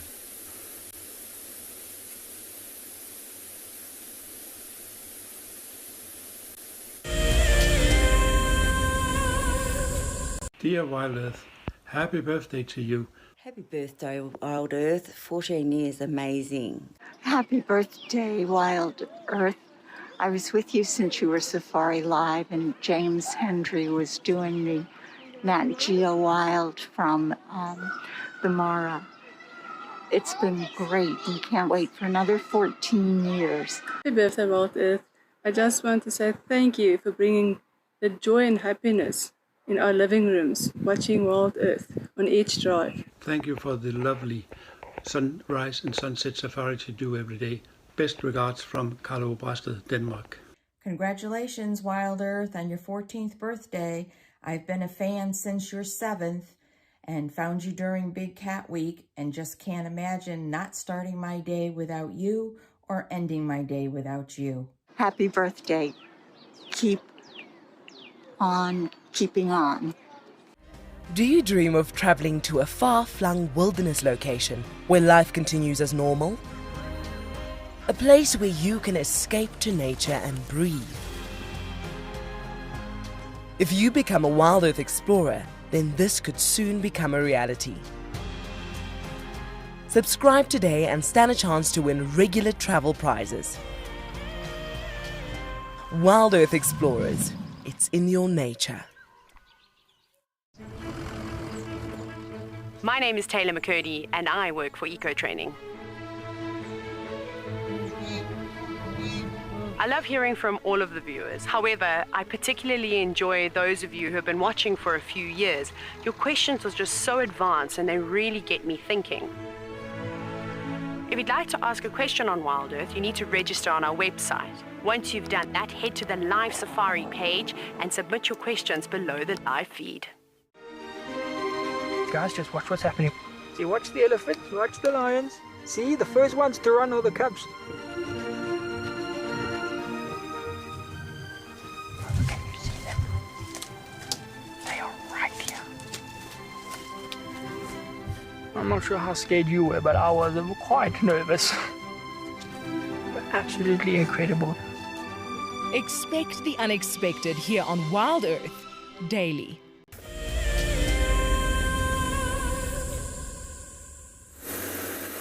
Well, we've left Cara to her own devices. She was looking like she was starting to hunt again, so just gave her some space and let her go do her thing. Nice to see her, though. It was completely unplanned. I mean, we're following tracks loosely is probably a good way to put it. Kind of just like, oh, there are tracks here, let's just bumble and see what we get. And luckily, we managed to bump into her. It's interesting, it's been a quiet morning, otherwise it's been no signs of any other animals. So like no elephants this morning, no buffalo, no lions that I've heard being called in. So, I don't know, everybody seems to be a little bit hidey this morning. I suppose it is bad weather. It's overcast and cloudy and grey, which we can give the animals a break for wanting to have a little nap. Hopefully this afternoon the Ellies will come out. So I feel like a good Ellie sighting as well. I mean, not that I'm complaining, 2 leopards in the morning is always a special thing, but, you know, it'd be nice to have some Ellies. I like Ellies as well. They're always a treat to have, particularly when you get these nice big herds. And it sounds like Trisha's sighting that she had yesterday afternoon was so nice, where they, you know, are playing and just generally having a really good time, and swimming and all those kinds of things. It's the best times to get them is when they're like that. But you can see how close we are to quarantine. I mean, I literally just left Cara now, and we're already on quarantine at the moment. So she's come quite far into Djuma. It's probably the furthest I've seen her come down Vugatela access. I know that I think somebody else has seen her before on Gallagher shortcuts. But for me, this is the deepest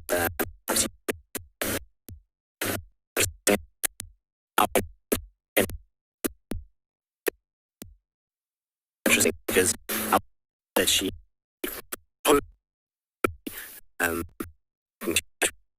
as close as saying that what we